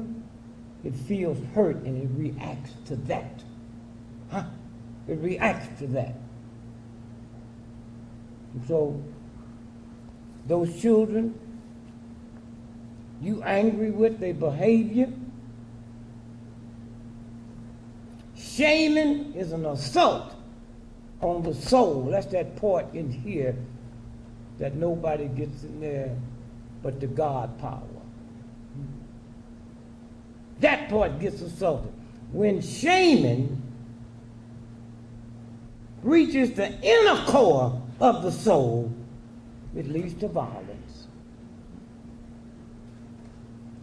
When shaming is so overwhelming, the mind numbs itself. And the individual cannot feel anything. That's what you create with that little. Many times, leaving a psychopath or a sociopath, a living machine that can kill or maim without feeling no remorse. That's what you created in your house. Now you talk your trash if you want to, and talk about how the every woman told me I'm where I am now because of beating. She must be a fool. A beating? Yeah, my mama whooped me. And you brag about it?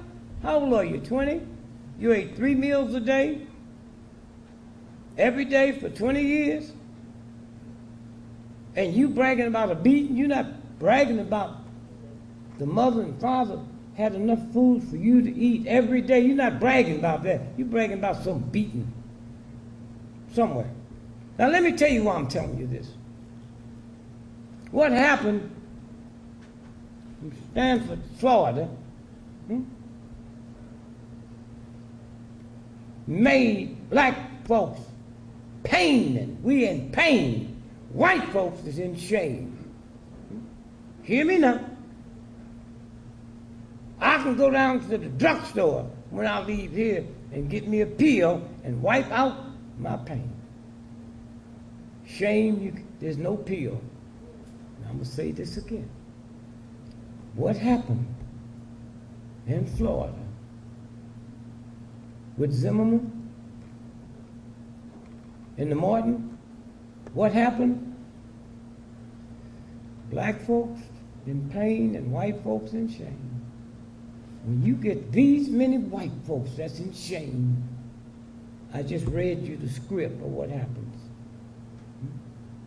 Keep your eye on it. For they are shameful. Even white folks that wouldn't give us the time of the day, they looked at that trial, they feel bad. They feel bad. And let me tell you how big that trial was. Sometimes you got to look at something you might see more than you thought was there. The Dred Scott. Dred Scott what? Come on. Huh? Went up to the Supreme Court. And what did that white boy Supreme Court in the final ruling said what? No blacks have a right that a white person have to respect. Just hold that for a minute. Say it. Let me see y'all repeat it. No blacks have a that white folk got to respect. What, didn't that come alive? Huh? Didn't that come alive? Now I want y'all to do me a favor. Old brother Leroy, he'll get right on the case too. The Dred, what? Scott. When you think about dreads, you think about what? And a black person, right?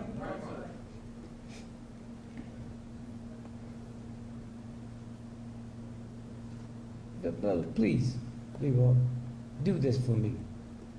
And then put it on the radio.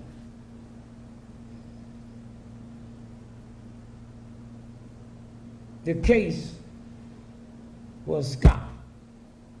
That was the name. And if you look at the actual case, it says Scott versus, you know what that white boy's name was? Sanford. The same as that time. What's the odds of something that happened 1850 something come alive?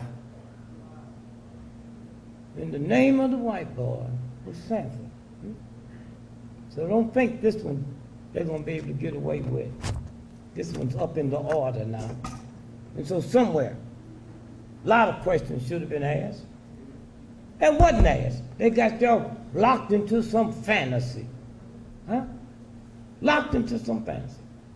When, thank you, brother, when has there ever been a crime committed and everybody in the world know what he bought at the store but don't know about the crime?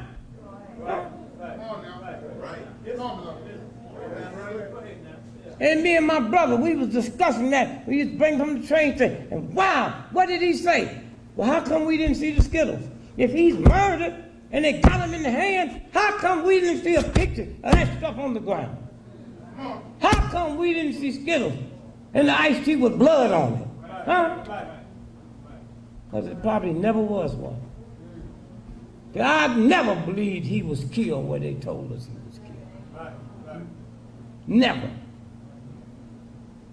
I never believed he went to 7-Eleven. You can't go into 7-Eleven without them taking a picture of you coming in and going out. How come we ain't seen them pictures? We have never seen a picture of him in that gated community, seen him leaving and coming back. Why? Why? I mean, think about that. That's very important when we get out the emotional stuff. Somewhere,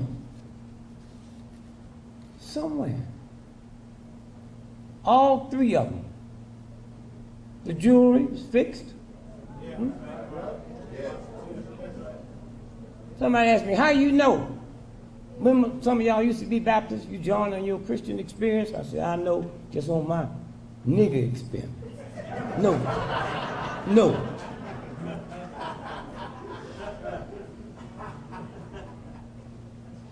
Somewhere. Why have we not seen the picture? That's what you live in a gated community for. Not to have protection after the crime, but protection so there won't be a crime. So I cannot be staying with you and go to the store and come back and that camera didn't catch me going or coming. How come it didn't catch the fight? If me and you, brother, are homicide cops in this town, and a dude running the police station and gunned down 12 cops, and we run out the back door and confront them and shoot them dead. We cops. That ain't brutality. We shot them dead trying to stop them. They take our badge and our gun, give us a blood test and a drug test. That's procedure. How come he's not a cop? They didn't give him a blood test. Huh? How come they didn't find out if he was high? Huh? They'd do it on us. How come they didn't do it with him? Anybody, he said he had his broken nose. Nobody had come up with an x-ray showing his nose was broken. But everybody's saying, oh, he had a broken nose. Then why didn't somebody get a picture of it? Why are we going to take somebody's word for it? So when we stop all the emotions,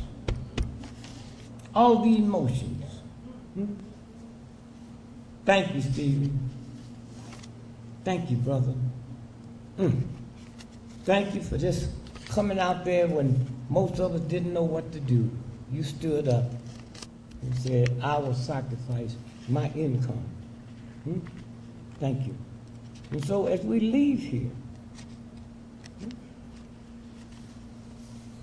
Besides, you're going to boycott Christmas. Hmm? Well, what about the children? Damn the children. Huh? That's our job. Huh?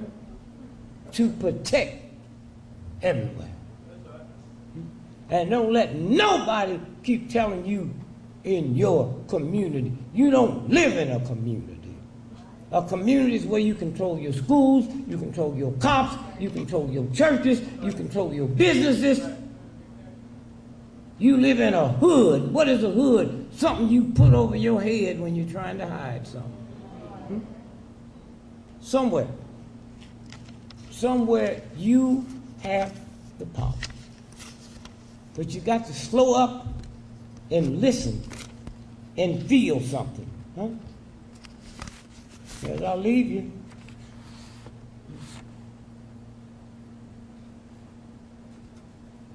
Rodney King. Know what happened to him, remember? They did that to start a riot. This is the New York Times. New York Times.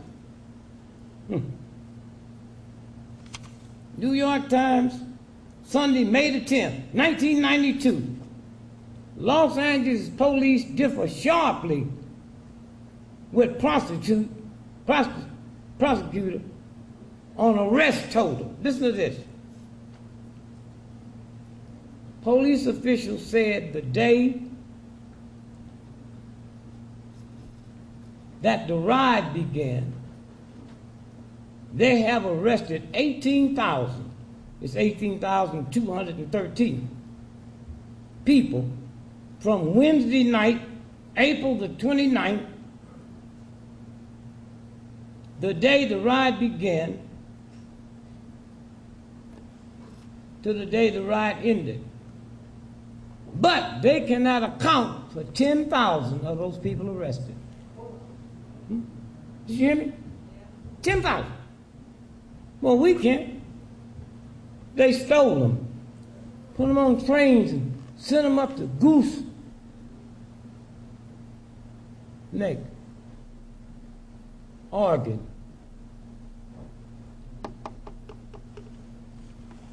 To the Coast Guard Hospital and took their organs.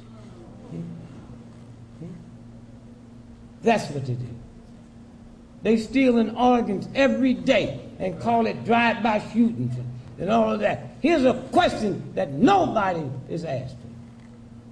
How could that little young 17-year-old boy lay in the morgue for 4 days as a John Doe? Mom and Dad calling the police every day, and they got him listed as a missing person. You can't get to the morgue. What is going on? What were they hiding? That's why they gave us that trial. But asked no questions at all. So somewhere, they're not going to get away with it. They're not going to get away with it. Not because we bitter or mean or evil. We just saying enough is enough. Enough is enough.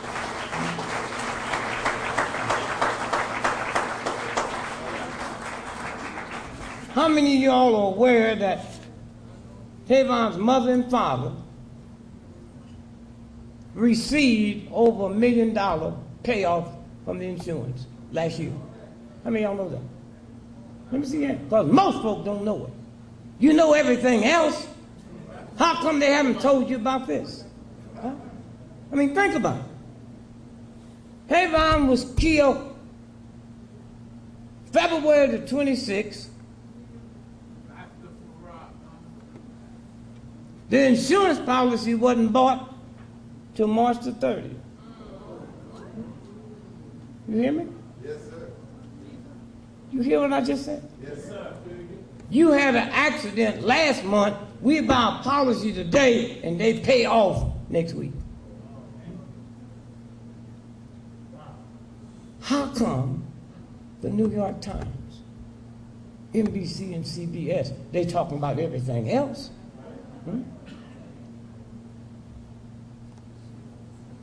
And listen to this. For 20 years, we've had junk on the moon.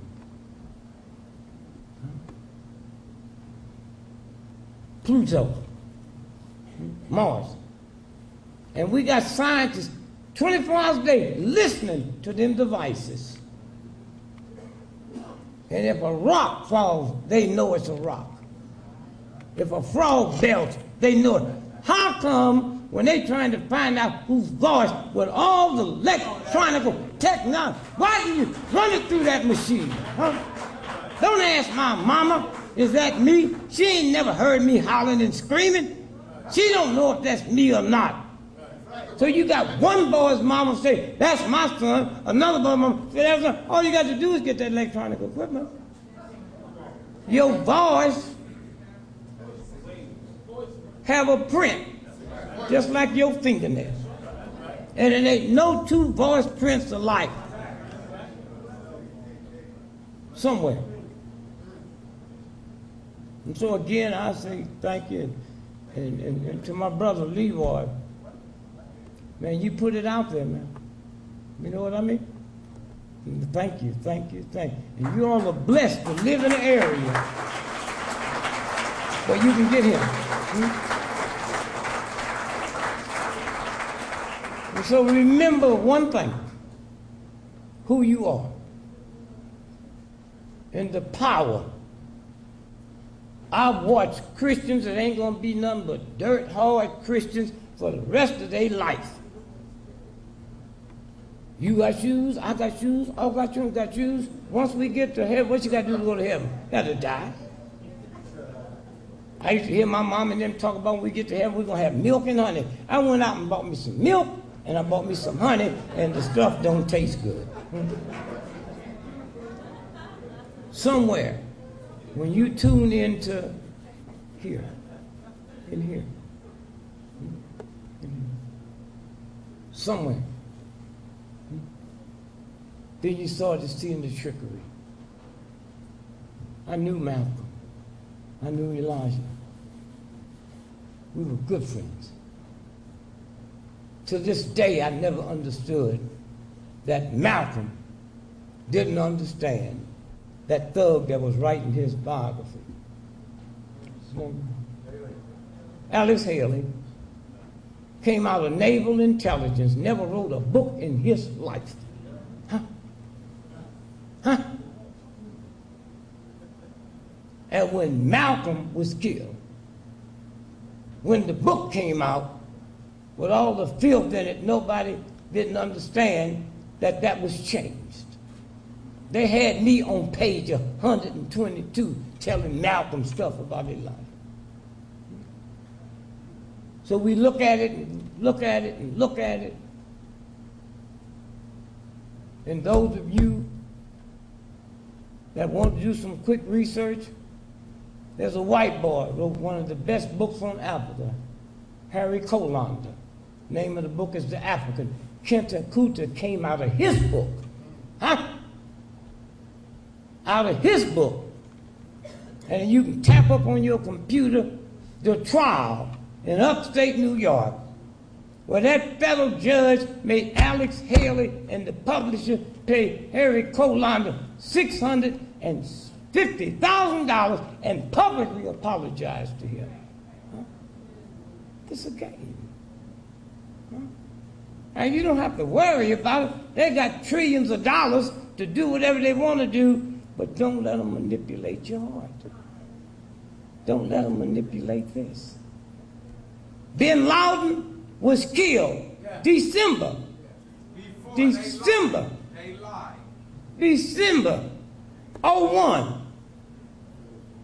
So what was the president talking about? He don't know nothing about it. Who was the folks that went in that room? What they call them? Navy SEALs. Are you aware all of them are dead now? Killed here in America? Huh? The 6 that went in the room and the 1 that shot him in the head, the 5 of them died in the helicopter crash and they ran it in the paper. They just didn't tell you they was those Navy SEALs. Huh? The sixth one that supposed to shot him in the head, he was out on the rifle range with other Navy SEALs, and they shot him in the head by mistake. Oh, I love America. Huh? You hear this? You hear me? All that mess down there in Boston at the marathon. Let me tell you, I live 40 miles from there. We got a nuclear plant. If it was straight, you'd have to think, well, wait a minute, maybe this is set up to hit the nuclear plant. I called a friend of mine and said, check and find out when they shut the nuclear plant down. The race was that Monday. They shut the plant down Saturday night. Saturday night. The two agents that went down there to coordinate all the stuff to make sure don't nothing get out.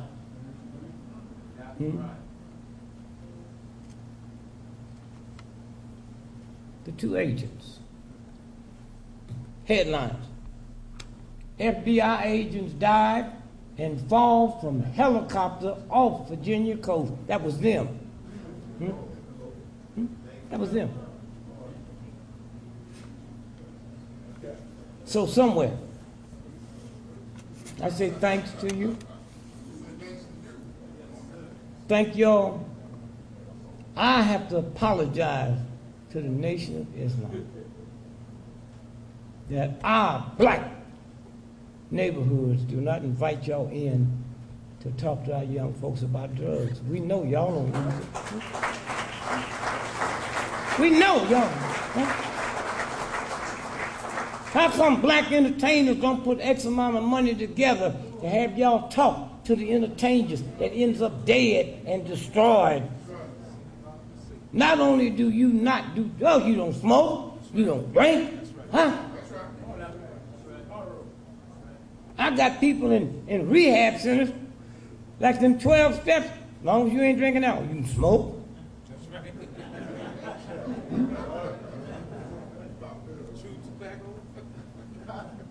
Somewhere, you don't have to be validated by a filthy nation. You have to feel something in knowing who you are. It ain't too many people can talk about America like I can all over the world. And yet, someone was in a bookstore and bought this book. 1,001 people who made America. Let's go back before the Mayflower. On page 132, I'm in here. Think about it. Think about not trying to get permission from filth. There's a universal order that validates us all. For my brothers and sisters, I know who you are. I have 10 children, 12 grandchildren, 1 grand, and they are better off because of you. Not because of all the craziness, not because America, the mightiest country in the world, because the Nation of Islam have been there for us. And we say thank you. I tried to tell the government when they start searching people at the airport, they should get the Nation of Islam. That's right. That's right. I mean that. Why? Why? Because the first time I went in the temple, they found something in my pocket I had been looking for 6 months. Thank you.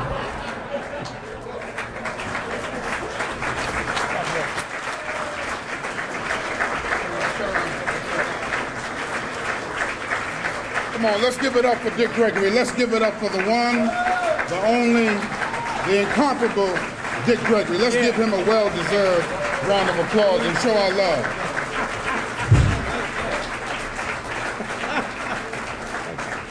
Thank you, Greg. Have a seat for a moment. Don't depart. Just have a seat for a moment, brothers and sisters.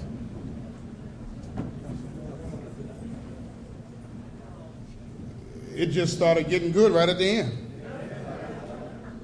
Did you pay attention to about those 6 Navy SEALs? You heard about the 5 going down, didn't know who it was, right? And with the one that was killed that we did know who wrote the book, why didn't he shoot the other person? He only shot him. Something to think about. And the teachings of the Honorable Elijah Muhammad, which our brother has said has affected him, and knowing the Honorable Elijah Muhammad personally, causes us to think outside the box. So as I allow our staff to close this out, once again, we saw this brother, but we want to bring this brother back up front. Brother Charles, come on up front, brother, who put this program in motion, who gave us the thought and the idea on behalf of the Fruit of Islam. Let's give Brother Charles Muhammad a well-deserved round of applause as we bring him up front. We just got to thank you, brother. Let's thank our brother for all his efforts. Reaching out and making the contacts. We wish to thank all of our departments, the ministry, protocol, secretarial department, security, those that have transported Dick Gregory and will continue to do so tonight, that have made it happen. But give yourselves a hand, because if you were not here tonight, then there would have been no program. And we salute every one of you. Thank you, Brother Frank. Anything you want to say? Now, brothers and sisters, there's some wonderful vegetarian food that has been made, salads and other things that are available, which will be talked about in a moment. But I just want to make this announcement. As Dick Gregory said, he's 81. And he says that, I think he made a paraphrase, that not many besides himself can go around and talk about America like he does. But we in this room and in this nation knows that there is one who is happy that he's doing it. But we know that there's one who's talking, who's challenged, who's threw down the gauntlet, who's called for the fight, who's called for the rumble in the jungle. Minister Farrakhan has called the synagogue of Satan out in the public venue. He knows they won't come, but he wants us to know that the truth is on our side. So tonight when you go home, go to NOI.org. You don't even need to write it down. NOI.org, nationofislam.org, and hear the time and what must be done. Part 29. Last week, part 28 was how Satan came into existence. And we really don't know, but if you listen to him, you will hear the truth from the Honorable Elijah Muhammad. You can archive all 28, but tonight, part number 29. The minister just taped it this week. If you want to see what he looks like at 80, if you want to see what his spirit is like at 80, go into 81 and go to the time and what must be done. Because there's no let up on the Honorable Minister Louis Farrakhan. So at this time, I turn the program back into our capable staff that will make the requisite announcements that you need to hear before you leave tonight. We thank you on behalf of Muhammad Mosque number 7, on behalf of the Nation of Islam. Let's give another hand to our brother Dick Gregory. Thank you.